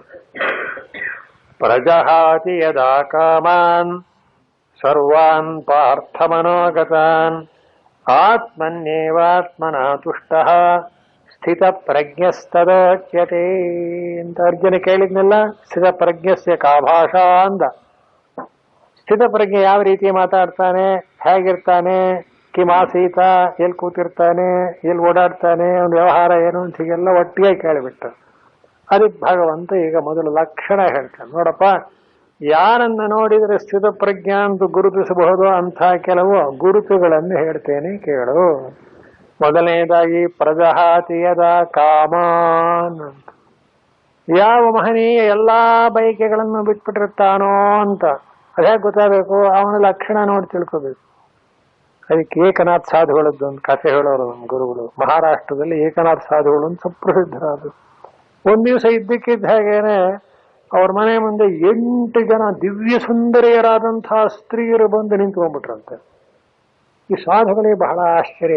ಏನು ಯಾರಮ್ಮ ನೀವು, ಎಲ್ಲಿಂದ ಬಂದ್ರಿ, ಯಾಕೆ ಬಂದ್ರಿ, ಏನು? ಮಹಾಸ್ವಾಮಿ ಏಕನಾಥ್ ಸಾಧುಗಳನ್ನು ನೋಡ್ಬೇಕು. ಓಹ್ ನಾನೇ ಕಣಮ್ಮ. ಏನ ಮಹಾವಿಷ್ಣು ನಮ್ಮ ಹತ್ರ ಹೇಳಿ ಕಳಿಸಿದ್ದಾನೆ, ಅಲ್ಲಿಂದ ಬಂದಿದ್ದೀನಿ. ಒಬ್ಬ ಮಹಾವಿಷ್ಣು ಹೇಳಿ ಕಳಿಸಿದ್ದಾನೆ. ಏನಪ್ಪ ವಿಷಯ? ನೀವೆಲ್ಲ ಯಾರು? ನಾವು ಅಷ್ಟಲಕ್ಷ್ಮಿಯರು. ಅಯ್ಯೋ ಎಷ್ಟು ಲಕ್ಷ್ಮೀ ಪೂಜೆ ಮಾಡ್ತೀವಿ, ಒಬ್ಬ ಲಕ್ಷ್ಮೀ ನಾವು ಕಂಡಿಲ್ಲ. 8 ಜನ ಒಟ್ಟಿಗೆ ಅಷ್ಟಲಕ್ಷ್ಮಿ. ಸರಿ, ಮಹಾವಿಷ್ಣು ಏನು ಹೇಳಿ ಕಳಿಸ್ಯಾರ ನಿಮ್ಮ? ಏನಿಲ್ಲ, ಆ ಸಾಧುಗಳ ಮನೆ ಹೋಗ್ರಿ, ಅವ್ರು ಹೇಗೆ ಹೇಳ್ತಾರೋ ಹಾಗೆ ಕೇಳ್ಕೊಂಡು ಇದ್ದು ಬಿಡಿ ಅಂತ ಹೇಳ್ತಾರೆ. ಅಯ್ಯೋ ಭಗವಂತ ಎಷ್ಟು ದೊಡ್ಡವನು. ಸರಿ ಹೋಗ್ಲಿ, ಏನಂತ ಹೇಳಿದ್ದಾನೆ? ಏನಿಲ್ಲ, ಅದೇ ತಾವೇನು ಅಪ್ಪಣೆ ಮಾಡ್ತಿರೋ ಹಾಗೆ, ನೀವು ಹೇಳಿದ ಹಾಗೆ ಕೇಳ್ಕೊಂಡಿರಿ ಅಂತ ನಮಗೆ ಅಪ್ಪಣೆ ಮಾಡಿದ್ದಾರೆ. ಏನು ಅಪ್ಪಣೆ ಮಾಡ್ತಿರೋ ಮಾಡಿ. ಓ ಹಾಗ, ಬಹಳ ಸಂತೋಷ. ಹಾಗಾದ್ರೆ ನಾ ಹೇಳ್ದ ಹಾಗೆ ಕೇಳ್ತಿರ್ತೇನೆ. ಅಯ್ಯೋ ಹಾಗೆ ಹೇಳಿದ್ರು ಇಷ್ಟು ಎಲ್ಲ ಹೊರಟೋಗ್ಬಿಡಿ ಅಪ್ಪ. ಏನ್ ಬೇಕು ಹೇಳಿ ಅವರು? ಇದು ಕಥೆ ಆಗಲಿ ಕಲ್ಪಿತವೇ ಆಗಲಿ, ಆ ಥಾಟ್ ಏನ್ ಜೋರಾಗಿದೆ. ಎಷ್ಟು ಒದ್ದಾಡ್ತೀವ ನಾವು. ಏನಾರು ಒಂಚೂರು ಐಶ್ವರ್ಯ ಬಂದ್ಬಿಟ್ರೆ, ಅಷ್ಟಲಕ್ಷ್ಮಿಯರು ಬಂದು ಎದುರಿ ನಿಂತ್ಕೊಂಡ್ರೆ, ಯಾಕೆ ಪ್ರಜಾಹಾತ ಯದ ಕಾಮ, ಎಲ್ಲವನ್ನೂ ತ್ಯಾಗ ಮಾಡಿರ್ತಕ್ಕಂಥ ವ್ಯಕ್ತಿಗೆ ಆತ್ಮತೃಪ್ತಿ ಇರುತ್ತೆ ನೋಡಿ. ಆತ್ಮನ್ನೇವ ಆತ್ಮನ ತುಷ್ಟ, ತಾನೇ ತನ್ನೊಳಗೆ ಆನಂದ ಸ್ವರೂಪರಾಗಿರ್ತಾರಲ್ಲ, ಅವ್ರಿಗೆ ಏನು ಬೇಕಾಗಿದೆ? ಹೊರಗಿನ ಯಾವ ಒಂದು ಆನಂದ ವಿಷಯಗಳು ಇಂದ್ರಿಯಗಳ ಚಾಪಲ್ಯ ಇರೋದೇ ಇಲ್ಲ. ನಮ್ಮ ದೇಶದ ಸಂಸ್ಕೃತಿಯ ಕಿರೀಟ ಇದು, ತಿಳ್ಕೋಬೇಕು. ನ ಕರ್ಮಣ ನ ಪ್ರಜಯ ಧನೇನ ತ್ಯಾಗೇನೈಕೆ ಅಮೃತತ್ವಮೋ ನಶು. ಗೊತ್ತಿಗೂ ನೋಡಿ ಹೇಗಿದೆ. ಬೇರೆಯವರೆಲ್ಲ ಐಶ್ವರ್ಯ ಅಂತಾರೆ, ನಮ್ಮ ದೇಶದವರು ಹಾಗೆ ಹೇಳೋದಿಲ್ಲ. ಇದು ದೊಡ್ಡ ಐಶ್ವರ್ಯ, ಜ್ಞಾನ, ಬ್ರಹ್ಮಜ್ಞಾನ ನೋಡಿದ್ರ. ಆದ್ದರಿಂದ ಹೇಗಿರ್ತಾನಪ್ಪ ಆ ಸ್ಥಿತ ಪ್ರಜ್ಞೆ ಅಂದ್ರೆ ನೋಡಿ, ಆ ಏಕನಾಥ್ ಸಾಧುಗಳದ್ದು ಕಥೆ ಹೇಳಿದ್ವಲ್ಲ ಹಾಗೆ. ಯಾವ ಒಂದು ಎಲ್ಲಾ ಕಾಮಗಳನ್ನು, ಪ್ರಜಾಹತಿಯದ ಕಾಮ ಅನ್ನೋದು ಎಲ್ಲಾ ಕಾಮಗಳನ್ನು ತ್ಯಾಗ ಮಾಡಿ, ಅದರಲ್ಲಿ ಎಂಥ ಒಂದಾನೊಂದು ಗುಟ್ಟಿದೆ ಅಂದ್ರೆ, ಕಾಮಗಳನ್ನು ಅನುಭವಿಸಿದಷ್ಟು ಇನ್ನೂ ಬಾಯಾರಿಕೆ ಜಾಸ್ತಿ ಆಗಿದೆ. ಕಾಮಗಳನ್ನು ತ್ಯಾಗ ಮಾಡಿದಷ್ಟು ಗೆದ್ದ ಇವನು ತೃಪ್ತಿ, ಆನಂದ ಅನ್ನೋದು ಬೆಳೀತಾ ಬೆಳೀತಾ ಬೆಳೀತಾ ಬರುತ್ತೆ. ಇದು ನಮ್ಮ ದೇಶದ ಶ್ರೋತ್ರಿಯಸ್ಯ ಚ ಅಕಾಮಹತಸ್ಯ ನೋಡಿ ಎಷ್ಟು ಜನ ಇದು ಜ್ಞಾಪಕ ಮಾಡಿದ್ರು ಅವರು. ಆನಂದವನ್ನ ಸ ಏಕೋ ಮಾನುಷ ಆನಂದ ಅಂತ ಬ್ರಹ್ಮವಲ್ಲಿಯಲ್ಲಿ ಬರುತ್ತೆ ನೋಡಿ. ಅದು ಮುಂದಿನ ವಾಕ್ಯ ಏನು? ಶ್ರೋತ್ರಿಯಸ್ಯ ಚ ಅಕಾಮಹತಸ್ಯ. ಯಾವನು ಶ್ರೋತ್ರಿಯನೋ ಕಾಮಗಳನ್ನು ಬಿಟ್ಟಿದಾನೋ ಅವನಿಗೂ ಅದೇ ಆನಂದ. ಎಲ್ಲಿವರೆಗೆ? ಬ್ರಹ್ಮಾನಂದದವರೆಗೂ ತಗೊಂಡು ಹೋಗ್ತಾರೆ. ಆ ಆನಂದ ದೊರೆಯಬೇಕು ಅಂದ್ರೆ ಅದಕ್ಕೆ ಏನ್ ಮಾಡಬೇಕು? ಕಾಮತ್ಯಾಗ ಒಂದೇ ಉಪಾಯ. ಬಹಳ ದೊಡ್ಡ ಸಿದ್ಧಾಂತ ಇದು. ಇದನ್ನೇನು ಅಲ್ಲಾಡಿಸೋ ಹಾಗಿಲ್ಲ. ಎಷ್ಟೆಷ್ಟು ಕಾಮಗಳನ್ನು ಬಿಡ್ತಾನೋ ಅಷ್ಟಷ್ಟು ಆನಂದವಾಗಿ, ಅಷ್ಟಷ್ಟು ಸುಖವಾಗಿರ್ತಾನೆ. ಬಯಕೆಗಳು ಕಮ್ಮಿ ಆಯಿತು ಅಂದ್ರೆ ಆನಂದ ಹೇಳ್ತಾ ಬರುತ್ತೆ, ಗ್ರೇಡ್ ಏರ್ತಾ ಬರುತ್ತೆ. ಇದನ್ನು ನಾವು ತಪ್ಪು ಮಾಡಿದ್ದೀವಿ. ಪದಾರ್ಥಗಳು ಹೆಚ್ಚಿಗೆ ಸಂಪಾದನೆ ಮಾಡಿದಷ್ಟು ಸುಖವಾಗಿರ್ತೀವಿ ಅಂತ, ಅದು ಇನ್ನೂ ಎಷ್ಟು ಹಿಂಸೆ ಮಾಡಿ ಹಾಗಲ್ಲ. ಆದ್ದರಿಂದ ತ್ಯಾಗದಿಂದಲೇ ಅಮೃತತ್ವ ಅನ್ನೋದಕ್ಕೆ ಇದೆಲ್ಲವೂ ಒಂದಾನೊಂದು ತಳಹ. ಅದನ್ನೇ ಅಂದ್ರೆ ಇಲ್ಲಿ ಸ್ಥಿತ ಪ್ರಜ್ಞೆ ಅಂದ್ರೆ ಅವನ ಯಾವುದೇ ಪದಾರ್ಥಗಳ ಮೇಲೆ ದ್ವೇಷದಿಂದ ಬಿಟ್ಟಿರೋದಿಲ್ಲ. ಅವನಿಗೆ ಅದರ ಮೇಲೆ ಅಭಿಮಾನ ಇರಲ್ಲ, ಬಿಟ್ಬಿಟ್ಟಿರ್ತಾನೆ, ಏನಿಲ್ಲ. ಇದೆ ಸರ್ವಾನ್ ಪಾರ್ಥ ಮನೋಗತಾನ್ ಪ್ರವಿಷ್ಟಾನ್ ಹೃದಯ ಅಂತ. ಆ ಹೃದಯದಲ್ಲಿ ಕಾಮಗಳಿರ್ತವೆ ಅಂತ ಅದನ್ನೊಂದು ಮಾತು ಬರೆದ್ದಾರೆ. ಹೃದಯಾಶ್ರಿತೋಸು ಕಾಮಃ ನ ಆತ್ಮಾಶ್ರಿತ ಅಂತ ಭಗವತ್ಪಾದ ಒಂದು ಕಡೆ ಬರೀತಾರೆ. ಅಂದ್ರೆ ಇಲ್ಲೇ ಇದೆ ನಾವು ವಾಕ್ಯ ಗೊತ್ತಿಲ್ಲ. ಆಯ್ತು. ಆದ್ರಿಂದ ಹೃದಯ ಪ್ರವಿಷ್ಟ, ನಮ್ಮ ಹೃದಯಕ್ಕೆ ಅಂದ್ರೆ ನಮ್ಮ ಮನಸ್ಸಿಗೆ ಒಳಗೆ ಪ್ರವೇಶವಾಗಿರ್ತಲ್ಲ ಬೈಕಿಗಳು. ಅದು ನೋಡಿ ಏನ್ ಚಮತ್ಕಾರ ಅಂದ್ರೆ, ಯಾವ ಬೈಕು ಇಲ್ಲ ಅಂತಕ್ಕವನ್ ಲೋಕದಲ್ಲಿ ಸಿಗೋದೇ ಕಷ್ಟ. ಸುಮ್ಮನೆ ಅದು ಇದು ಏನೇನೇನೇನೇನೋ ಬಯಸ್ತಾ ಇರ್ತಾರೆ. ಉಪರಿ ಮನೋರಥ ಜಾಲಂ ವಿದ್ವಾನತೆ ಕಾಮಯತೆ ಯತತೆ ಅಂತ ಒಬ್ರು ಹೇಳ್ತಾರೆ. ಇದಾದ್ಮೇಲೆ ಇದಾದ್ಮೇಲೆ ಮುಂದಕ್ಕೆ ಹೋಗ್ಬೇಕು, ಇಷ್ಟು ಬೇಕು ಅಂತ ಕೊಟ್ಟಷ್ಟು ತಿಳಿದಷ್ಟು ಸಂಪಾದನೆ ಆದ್ರೆ ಇನ್ನೂ ಹೋಗ್ತಿರ್ತಾರೆ. ಇದೇ ಕಾಮಗಳು. ಆ ಕಾಮಗಳನ್ನು ಪೂರ್ತಿಯಾಗಿ ಅವನ ತ್ಯಾಗ ಮಾಡಿರ್ತಾನೋ ಅದಕ್ಕೇನು ಗುರುತು? ಕಾಮಗಳೇ ಇಲ್ಲ ಅಂದ್ರೆ ಅವನ ತೃಪ್ತನಾಗಿರ್ತಾನೆ ಅಂತ. ತೃಪ್ತಿಯನ್ನು ಫಲ ಅವನಿಗೆ ಪೂರ್ಣವಾಗಿ ದೊರಕಿರುತ್ತಾನೆ, ಏನು ಬೇಡ, ಯಾವುದನ್ನು ಬಯಸಲ್ಲ. ಇಷ್ಟು ರೀತಿಯಲ್ಲಿ ತೃಪ್ತನಾಗಿರ್ತಾನಲ್ಲ ಅಂಥ ಯಾವ ಸ್ಥಿತ ಪ್ರಜ್ಞನನ್ನು ಕುರಿತು ಹೇಳುತ್ತಾರೆ. ಇದೊಂದು. ಆಮೇಲೆ ಈ ಒಂದು ಮಾತು ಕೇಳ್ತಾರೆ, ಸರ್ವಕಾಮ ಪರಿತ್ಯಾಗೆ ತುಷ್ಟಿ ಕಾರಣಾಭಾವಾತ್ ಶರೀರ ಧಾರಣ ನಿಮಿತ್ತ ಶೇಷೇ ಚ ಸತಿ ಉನ್ಮತ್ತ ಪ್ರಮತ್ತಸ್ಯೇವ ಪ್ರವೃತ್ತಿ ಪ್ರಾಪ್ತ ಇತ್ಯತಃ ಉಚ್ಯತೆ. ನಮ್ಮ ಪರವಾಗಿ ಶಂಕರಾಚಾರ್ಯ ಮತ್ತೊಂದು ಪ್ರಶ್ನೆ ಹಾಕ್ತಾ ಇದ್ದಾರೆ. ಅದು ಸರಿ ಕಣ್ರಿ, ಅಯ್ಯೋ ಅಯ್ಯೋ ಇದು ಸಾಧ್ಯವಿಲ್ಲ ಅನ್ನೋದು ಕಾಣುತ್ತಲ್ಲ ಅಂತಾರೆ. ಯಾಕೆ? ಎಲ್ಲಾ ಕಾಮಗಳನ್ನು ಬಿಟ್ಬಿಡ್ಬೇಕು ಅಂದ್ರೆ ಬದುಕೋದು ಹೇಗೆ? ಮತ್ತೆ ಏನು ಬೈಕೇನೆ ಇರೋದಿಲ್ವೇ? ಅದಕ್ಕಂತಾರೆ ಸರ್ವಕಾಮ ಪರಿತ್ಯಾಗಿ ಸತಿ. ಎಲ್ಲಾ ಕಾಮಗಳನ್ನು ಬಿಟ್ಬಿಟ್ರೆ ಇನ್ನು ತೃಪ್ತಿ ಮಾಡ್ಕೋಬೇಕು ಅನ್ನೋ ಪ್ರಶ್ನೆ ಹುಟ್ಟುವುದಿಲ್ಲ. ಆದ್ದರಿಂದ ಈ ಶರೀರ ಧಾರಣೆ ಮಾಡೋದು ಹೇಗೆ? ಓಹೋ, ಗೊತ್ತಾಯಿತು. ಹಾಗಾದ್ರೆ ಆ ಸರ್ವಕಾಮಗಳನ್ನು ಬಿಡುವುದು ಅನ್ನೋದೊಂದು ಹುಚ್ಚಿದ್ದ ಹಾಗೆ ಅಂತ ಆಯ್ತಲ್ಲ. ಎಲ್ಲಾ ಬೇಕೇನೋ ಬಿಟ್ಬಿಟ್ಟ ಅಂದ್ರೆ ಕೆಲವ್ರು ಹಾಗಂತಾರೆ. ಏನು ಪ್ರಪಂಚದ ಮೇಲೆ ಜ್ಞಾನ ಮೇಲೆ ಎಲ್ಲ ಬಿಟ್ಬಿಟ್ಟಿದ್ದಾನೆ ಅಂದ್ರೆ ಏನ್ರಿ, ಏನು ಹುಡುಗಾಟ ಅಂತೀವ ನಾ, ತಮಾಷೆ ಮಾಡ್ತೀವಿ. ಹಾಗೆ ಉನ್ಮತ್ತ ಪ್ರಮತ್ತ ಸೇವೆ ಅವನು ಹುಚ್ಚನ ಇದ್ದಾಗಿರ್ತಾನೆ ಅಂದ್ರೆ ಹಾಗಾಯ್ತಲ್ಲ. ಅಂದ್ರೆ ಹಾಗಲ್ಲ, ಉಚ್ಯತೆ. ಮುಂದಿನ ಮಾತು ಕೇಳಿ, ಆತ್ಮನ್ಯೇವ. ಏನು ಮಾತದು, ಎಷ್ಟು ತೂಕವಾಗಿದೆ ನೋಡಿ. ಮೊದಲನೇ ಮಾತಿನಲ್ಲಿ ಪ್ರಜಹಾತಿ ಯದಾ ಕಾಮಾನ್ ಸರ್ವಾನ್ ಪಾರ್ಥ ಮನೋಗತಾನ್ ಅಂದ್ರು. ಅದಕ್ಕೆ ಅರ್ಥ ಮಾಡಕ್ ಹೋದಾಗ ಸ್ವಲ್ಪ ತಪ್ಪರ್ಥ ಹೋಗ್ಬಿಡ್ತು. ತಪ್ಪರ್ಥ ಅಂದ್ರೆ ನಾವು ತಪ್ಪರ್ಥ ಮಾಡಿರೋದು. ಎಲ್ಲಾ ಕಾಮಗಳನ್ನು ಬಿಟ್ಬಿಟ್ಟ ಅಂತಂದ್ರೆ ಇನ್ನು ಕಾಮವೇ ಇಲ್ಲದೆ ಇದ್ಬಿಟ್ರೆ ಅವನು ಹುಚ್ಚುಚ್ಚನಾಗಿ ಕಾಣ್ತಾನಲ್ರಿ ಅಂದ್ರೆ ಹಾಗಲ್ಲ. ಅದಕ್ಕೆ ಉತ್ತರ ಆತ್ಮನ್ಯೇವಾತ್ಮನ ತುಷ್ಟ. ತಾನೇ ತನ್ನೊಳಗೆ ಪೂರ್ಣ ತೃಪ್ತಿಯನ್ನು ಹೊಂದಿರುತ್ತಾನೆಯೇ ಹೊರತು ಇನ್ನು ಪ್ರಾಪಂಚಿಕವಾದ ಯಾವ ವಿಷಯಗಳು ಅವನಿಗೆ ಬೇಕಿರುವುದಿಲ್ಲ ಅನ್ನೋ ಅರ್ಥ. ನೋಡಿದ್ರ? ಅದಕ್ಕಂತಾರೆ ಆತ್ಮನ್ಯೇವ ಪ್ರತ್ಯಗಾತ್ಮ ಸ್ವರೂಪೇವ ಆತ್ಮತ್ವೇನೈವ ಬಾಹ್ಯ ಲಾಭ ನಿರಪೇಕ್ಷ. ಅಯ್ಯೋ, ತಾನೇ ತನ್ನಲ್ಲಿಯೇ ತೃಪ್ತನಾಗಿರ್ತಾನೆ ಅಂದ್ರೆ ಹೊರಗಿನ ಯಾವುದೇ ರೀತಿಯಾದ ವಸ್ತುಗಳ ಲಾಭವನ್ನು ಅವನು ಬಯಸುವುದಿಲ್ಲ. ಯಾಕೆ ಬಯಸಲ್ಲ? ಒಳಗೆ ತೃಪ್ತಿಯಾಗಿರ್ಬೇಕಾದ್ರೆ ಹೊರಗೆ ಆಗ್ತಿದ್ದಾರೆ. ಹೊಟ್ಟೆ ತುಂಬಿದವನು ಹಿಟ್ಟು ಕೈ ಅಂತಾರಲ್ಲ, ಎಷ್ಟು ಚೆನ್ನಾಗಿದೆ ನೋಡಿ ಗಾದೆ. ಹೊಟ್ಟೆ ತುಂಬಿರೋನು ಸ್ಥಿತ ಪ್ರಜ್ಞೆ. ಸ್ವಲ್ಪ ಹೊರಗೆ ತಿನ್ನಿ ಅಂದ್ರೆ ಯಾಕೆ ತಿಂತಾನೆ ನಾನು? ಆದ್ರಿಂದ ಈ ಹಿಟ್ಟೆಲ್ಲ ಕೈ ಅವನಿಗೆ. ಪ್ರಪಂಚದ ಯಾವ ವಿಷಯಗಳು ಕೂಡ ಅವನಿಗೆ ಬೇಕಿರುವುದಿಲ್ಲ ಅಂತ ಅದನ್ನ ಅವ್ರು ಹೇಳಿದ್ರು. ಶ್ರೋತ್ರಿಯಸ್ಯ ಚ ಅಕಾಮಃ ತಸ್ಯ ಅಂತ. ಎಲ್ಲಿವರೆಗೆ? ಸೈಕೋ ಬ್ರಹ್ಮಣ ಆನಂದ ಅಂತ. ಬ್ರಹ್ಮಾನಂದದವರೆಗಿರತಕ್ಕ ಒಂದು ಆನಂದವನ್ನು ಕೂಡ ಒಳಪಡಿಸಿ ಈ ಅಕಾಮಹತನಾದಂತಹ ಶ್ರೋತ್ರಿನಿಗೆ ಆನಂದ ಸಿಗುತ್ತೆ ಅಂದ್ರೆ ಆ ತ್ಯಾಗದ ಫಲವನ್ನ, ಅದರ ಬೆಲೆಯನ್ನು ಕಟ್ಟಕ್ಕೆ ಸಾಧ್ಯವಿಲ್ಲ. ಆದ್ರಿಂದಲೇ ನ ಕರ್ಮಣ ನ ಪ್ರಜಯ ಧನೇನ ತ್ಯಾಗೇನೈಕೆ ಅಮೃತತ್ವ ಮಾನಸರು ಅಂತ ಹೇಳ್ತಾರೆ. ಆದ್ರಿಂದ ಆತ್ಮನ್ಯೇವ. ಹಾಗೂ ಉನ್ಮತ್ತ ಪ್ರವೃತ್ತರಂತೆ ಇರಲ್ಲ, ಎಲ್ಲರಂತೆಯೇ ವ್ಯವಹಾರದಲ್ಲಿ ಅಷ್ಟೇ ಚೆನ್ನಾಗಿರ್ತಾನೆ. ಆದರೆ ಅವನ ಧ್ಯಾನವೆಲ್ಲ ಪ್ರತ್ಯೇಕಾತ್ಮ ಸ್ವರೂಪೇವ ಆತ್ಮತ್ವೇನೈವ. ತನ್ನ ಆತ್ಮನೇ ಪರಿಪೂರ್ಣನಾಗಿರೋಣದರಿಂದ ಅದನ್ನೇನಂತಾರೆ ವೇದಾಂತಲ್ಲಿ ನೋಡಿ, ಆತ್ಮಕಾಮಃ ಆಪ್ತಕಾಮಃ ಆಪ್ತಕಾಮಃ ಆತ್ಮಕಾಮಃ ಅಕಾಮಃ. ಬೃಹದಾರಣ್ಯಕದಲ್ಲಿ ಬರುತ್ತೆ. ಯಾವನು ಆಪ್ತಕಾಮನಾಗ್ತಾನೋ ಅಂದ್ರೆ ಅಲ್ಲ ಆತ್ಮಕಾಮನಾಗ್ತಾನೋ, ಆತ್ಮನನ್ನು ಬಯಸ್ತಾನೋ ಅವನು ಆಪ್ತಕಾಮ, ಎಲ್ಲಾ ಕಾಮಗಳನ್ನು ಪಡೀತಾನೆ. ಆಪ್ತಕಾಮನಾದ ಅಂದ್ರೆ ಅಕಾಮಃ ಅಂತ. ಇನ್ನೇನೋ ಬಯಕೆಗಳು ಅವನಿಗೆ ಉಳಿದಿರುವುದಿಲ್ಲ. ಇದು ಸ್ವಲ್ಪ ಸಾಮಾನ್ಯ. ಎಲ್ಲವನ್ನೂ ಪಡ್ಕೊಂಡ್ಮೇಲೆ ಏನು ಉಳಿಯಲ್ಲ ಅಂದ್ರೆ ಅರ್ಥ ಏನು? ಎಲ್ಲವೂ ತಾನೇ ಆಗಿರುವಾಗ ಮತ್ತಿನ್ನು ಹೊಸದಾಗಿ ಪಡೆಯಬೇಕಾದದ್ದು ಏನು ಇಲ್ಲ ಅಂದಮೇಲೆ ಆ ತೃಪ್ತಿಯನ್ನು ನಾವು ಅಳಿಯೋದಿಕ್ಕೆ ಬರೋದು. ಇದೇ ಒಂದು ನಿಜವಾದಂತ ತುಷ್ಟ. ಅದಕ್ಕೆ ಬರೀತಾರೆ ಬಾಹ್ಯ ಲಾಭ ನಿರಪೇಕ್ಷ ತುಷ್ಟ ಪರಮ ಅರ್ಥ ದರ್ಶನ ಅಮೃತ ರಸಲಾಭೇನ ಅನ್ಯಸ್ಮಾತ್ ಅಲಂ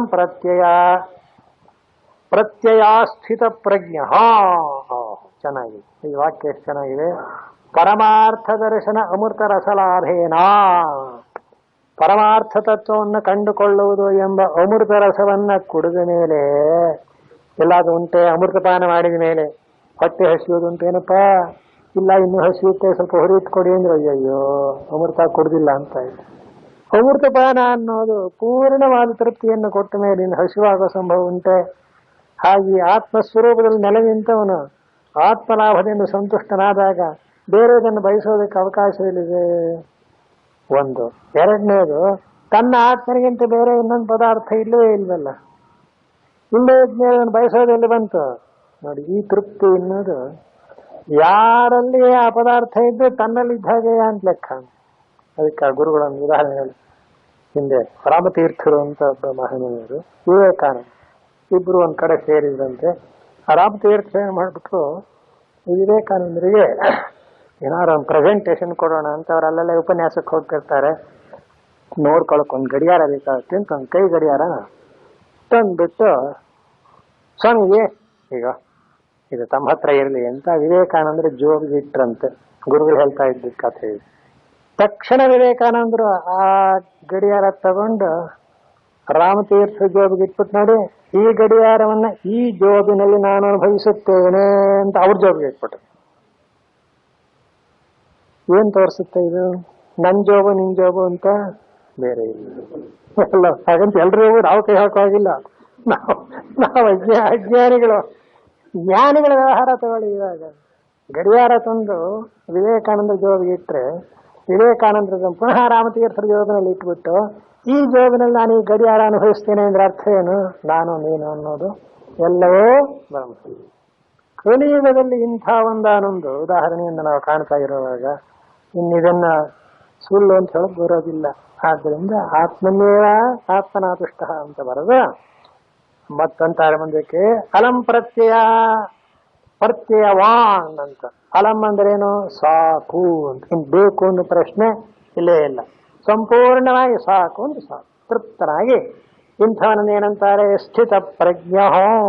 ಇವನಿಗೆ ಸ್ಥಿತ ಪ್ರಜ್ಞಾ ಅಂತ ಭಗವದ್ಗೀತೆಯಲ್ಲಿ ಹೆಸರು ಕೊಟ್ಟಿದ್ದಾರೆ. ಸ್ಥಿತ ಪ್ರತಿಷ್ಠಿತ ಆತ್ಮಾನಾತ್ಮ ವಿವೇಕಜ ಪ್ರಜ್ಞಾ ಯಸ್ಯ ಸಹ ಸ್ಥಿತ ಪ್ರಜ್ಞ. ಆ ಸ್ಥಿತ ಪ್ರಜ್ಞಾ ಅಂತಕ್ಕ ಒಂದು ಶಬ್ದಕ್ಕೆ ವಿಗ್ರಹ ವಾಕ್ಯ ಬರೀತಾರೆ. ಇದು ಸ್ಥಿತ ಪ್ರಜ್ಞಾ ಅನ್ನೋದು ಬಹುವ್ರೀಹಿ ಸಮಾಸ. ಅನ್ಯ ಪದಾರ್ಥ ಪ್ರಧಾನೋ ಬಹುವ್ರೀಹಿ ವ್ಯಾಕರಣದ ಪ್ರಕಾರ. ಸ್ಥಿತ ಅಂದ್ರೆ ದೃಢವಾದಂಥ, ಪ್ರಜ್ಞಾ ಅಂದ್ರೆ ತಿಳುವಳಿಕೆಯು ಉಳ್ಳವನು ಯಾವನೋ ಅವನು. ಪೀತಾಂಬರಧಾರಿ ಅಂದ್ರೆ ಪೀತಂ ಅಂಬರಂ ಯಸ್ಯ ಸಹ ಪೀತಾಂಬರ ಉಟ್ರನೇ ಅವನ ಅವನಿಗೆ ಅನ್ವಯಿಸುತ್ತೆ. ಹಾಗಿಂಥ ಸ್ಥಿತ ಪ್ರತಿಷ್ಠಿತ. ಕೊನೆ ಬರೀತಾರೆ, ತ್ಯಕ್ತ ಪುತ್ರ ವಿತ್ತ ಲೋಕೈಷಣ ಸನ್ಯಸ್ಯ ಆತ್ಮ ರಾಮ ಆತ್ಮಕ್ರೀಡ ಸ್ಥಿತ ಪ್ರಜ್ಞ ಇತ್ಯರ್ಥ ಅಂತ. ಪುತ್ರೈಷಣ ವಿತ್ತೈಷಣ ಲೋಕೈಷಣ. ಏಷಣ ಅಂದ್ರೆ ಬಯಕೆ ಅಂತ. ವೇದಾಂತಲ್ಲಿ ಏನ್ ಮಾಡಿದ್ದಾರೆ, ನಮಗೆ ಎಷ್ಟೇ ಬಯಕೆಗಳಿದ್ರು ಅದನ್ನೆಲ್ಲ ಮೂರರೊಳಗೆ ಕಂಡೆನ್ಸ್ ಮಾಡಿಬಿಟ್ಟಿದ್ದಾರೆ. ಪುತ್ರೈಷಣ, ವಿತ್ತೈಷಣ, ಲೋಕೈಷಣ. ಅದು ಎಷ್ಟು ದೊಡ್ಡ ಮಾತು ಅಂತೀರಾ? ಪುತ್ರೈಷಣ ಅಂದ್ರೇನು? ಮಕ್ಕಳನ್ನು ಪಡೆಯಬೇಕು, ಸಂತಾನ ಮುಂದುವರಿಬೇಕು, ನಮ್ಮ ವಂಶ ಮುಂದುವರಿಬೇಕು, ಅದೊಂದು ಬಯಕೆ ಆಗಿದೆ. ವಿತ್ತೈಷಣ ಅಂದ್ರೆ ಏನು? ಹಣ ಸಂಪಾದನೆ ಮಾಡಬೇಕು, ಅದನ್ನು ಚೆನ್ನಾಗಿ ಅಂದ್ರೆ ಪೂರ್ವಕಾಲದ ಉದ್ದೇಶ ಸಂಪಾದನೆ ಮಾಡಿ ಅದನ್ನು ದಾನ ಧರ್ಮ ಎಲ್ಲ ಮಾಡಬೇಕು, ಆ ಥರ ಅರ್ಥ. ಲೋಕೈಷಣ ಅಂದ್ರೆ ಏನು? ಈ ಮನುಷ್ಯ ಲೋಕದಿಂದ ನಾನು ಬಿಟ್ಟ ಮೇಲೆ ಸ್ವರ್ಗ ಲೋಕದಲ್ಲಿರಬೇಕು, ಸುಖ ಪಡಬೇಕು ಅಂತ, ಅದು ಪರಾರ್ಥ. ಮತ್ತೊಂದು ಪರಲೋಕದಲ್ಲಿ ಈ ಏಷಣಾತ್ರಯಗಳನ್ನ ಯಾವನು ಪೂರ್ತಿಯಾಗಿ ಬಿಟ್ಬಿಟ್ಟಿದಾನ ಅವನು ಸ್ಥಿತ ಪ್ರಜ್ಞಾ ಅಂತ ಹೆಸರು. ಆಮೇಲೆ ಏನ್ ಮಾಡ್ತಾನ ಅವನು? ಸನ್ಯಸ್ಯ ಅಂತ. ಎಲ್ಲವನ್ನು ಸನ್ಯಾಸ ಅಂದ್ರೆ ತ್ಯಾಗ ಅಂತ, ಬಿಡೋದು ಅಂತ ಒಂದರ್ಥ. ಇನ್ನೊಂದು ಅರ್ಥಲ್ಲಿ ಪದಾರ್ಥ ಬಿಡೋದಲ್ವಂತೆ, ಅಭಿಮಾನ ಬಿಡೋದು ಅಂತ. ಅದನ್ನು ಕಡಿಬೇಕು ನಾವು. ಏನು? ಪದಾರ್ಥ ತ್ಯಾಗ ಮಾಡಿದ ಮಾತ್ರಕ್ಕೆ ನಮ್ಗೆ ಅಭಿಮಾನ ಹೋಗೋದಿಲ್ಲ. ಎಷ್ಟೋ ಸಲ ಏನಾಗುತ್ತೆ, ಏನೋ ಸಂತೋಷಕ್ಕೊಂದು ಪದಾರ್ಥ ಕೊಟ್ಬಿಡ್ತೀವಿ, ಆಮೇಲೆ ಯಾರು ಕಂದ್ಕೋದು ನೋಡಿ ಹಾಕೊಟ್ಟು ಅದ್ ನಾ ಕೊಟ್ಟದ್ದು ಒಂದ್ಸರಿ ಮಾಡಿ ಅದ್ ಕೊಟ್ಟು ಆಗೋಗ್ಬಿಟ್ಟಿದೆ. ಆ ಒಳಗಡೆ ಏನು ಉಳ್ಕೊಂಡ್ಬಿಟ್ಟಿದೆ, ನಾನು ಉಳ್ಕೊಂಡ್ಬಿಟ್ಟಿದೆ ಹೇಳ್ತಲೇ ಇರ್ತದೆ. ನೋಡಿ ಈ ಛತ್ರ ನಾವು ಕಟ್ಸಿದ್ದ ಸರಿ, ಧರ್ಮ ಮಾಡಿದ್ರೆ ಸಂತೋಷ ಪಡ್ತೀವಿ, ಅವನ್ ಹಾಗೆ ಹೊಗಳ್ಬೇಕಂದ್ರೆ ಫೋಟೋ ಹಾಕ್ಬೇಕು ಅವನು. ಅಯ್ಯೋರ ಈಗ ಅವನೇನ್ ಬಿಟ್ಟಾಗಾಯ್ತು, ದುಡ್ಡು ಬಿಟ್ಟಾಗಾಯ್ತು ಹೊರತು ಬಳಿಕ ಬಿಟ್ಟಾಗ ಇಲ್ಲ. ಅವನಿಂದ ನಾವು ಸ್ಥಿತ ಪ್ರಜ್ಞೆ ಅಂತ ಕರೆಯೋಕ್ಕೆ ಭಗವದ್ಗೀತೆ ಒಪ್ಪೋದಿಲ್ಲ. ಅದರಿಂದ ಏನಾಗಬೇಕು? ಮಾನಸಿಕವಾಗಿ ತ್ಯಾಗ ಮಾಡಿರಬೇಕು, ನಾನು ನನಗೆ ಅನ್ನೋದಲ್ಲ. ಅದಕ್ಕೋಸ್ಕರ ಅಂದರು ತ್ಯಕ್ತ ಪುತ್ರ ವಿತ್ತ ಲೋಕೈಷಣ ಸನ್ಯಸ್ಯ ಆತ್ಮಾರಾಮ ಆತ್ಮಕ್ರೀಡ. ಹಾಗಾದ್ರೆ ಅವನು ಒಬ್ಬನೇ ಬೇಜಾರಾಗೋದಿಲ್ಲ. ಆತ್ಮನಲ್ಲಿಯೇ ಎಲ್ಲವೂ ಅವನಿಗೆ ಆನಂದ, ಮತ್ತೊಂದು ಸಂತೋಷ, ಸುಖ, ಅಷ್ಟು ನೋಡಿ ಏಕಾಂತದಲ್ಲಿ ಅವನಿಗೆ ಆಗತಕ್ಕಂಥ ಆನಂದ ಎಲ್ಲಾ ಪದಾರ್ಥಗಳು ಇದ್ದವನಿಗೂ ದೊರಕಲಾರದು. ಹೀಗಿರ್ತಾನೆ. ತ್ಯಕ್ತ ಪುತ್ರ ವಿತ್ತ ಲೋಕೇಶಣ ಆತ್ಮಕ್ರೀಡ ಸ್ಥಿತ ಪ್ರಜ್ಞ.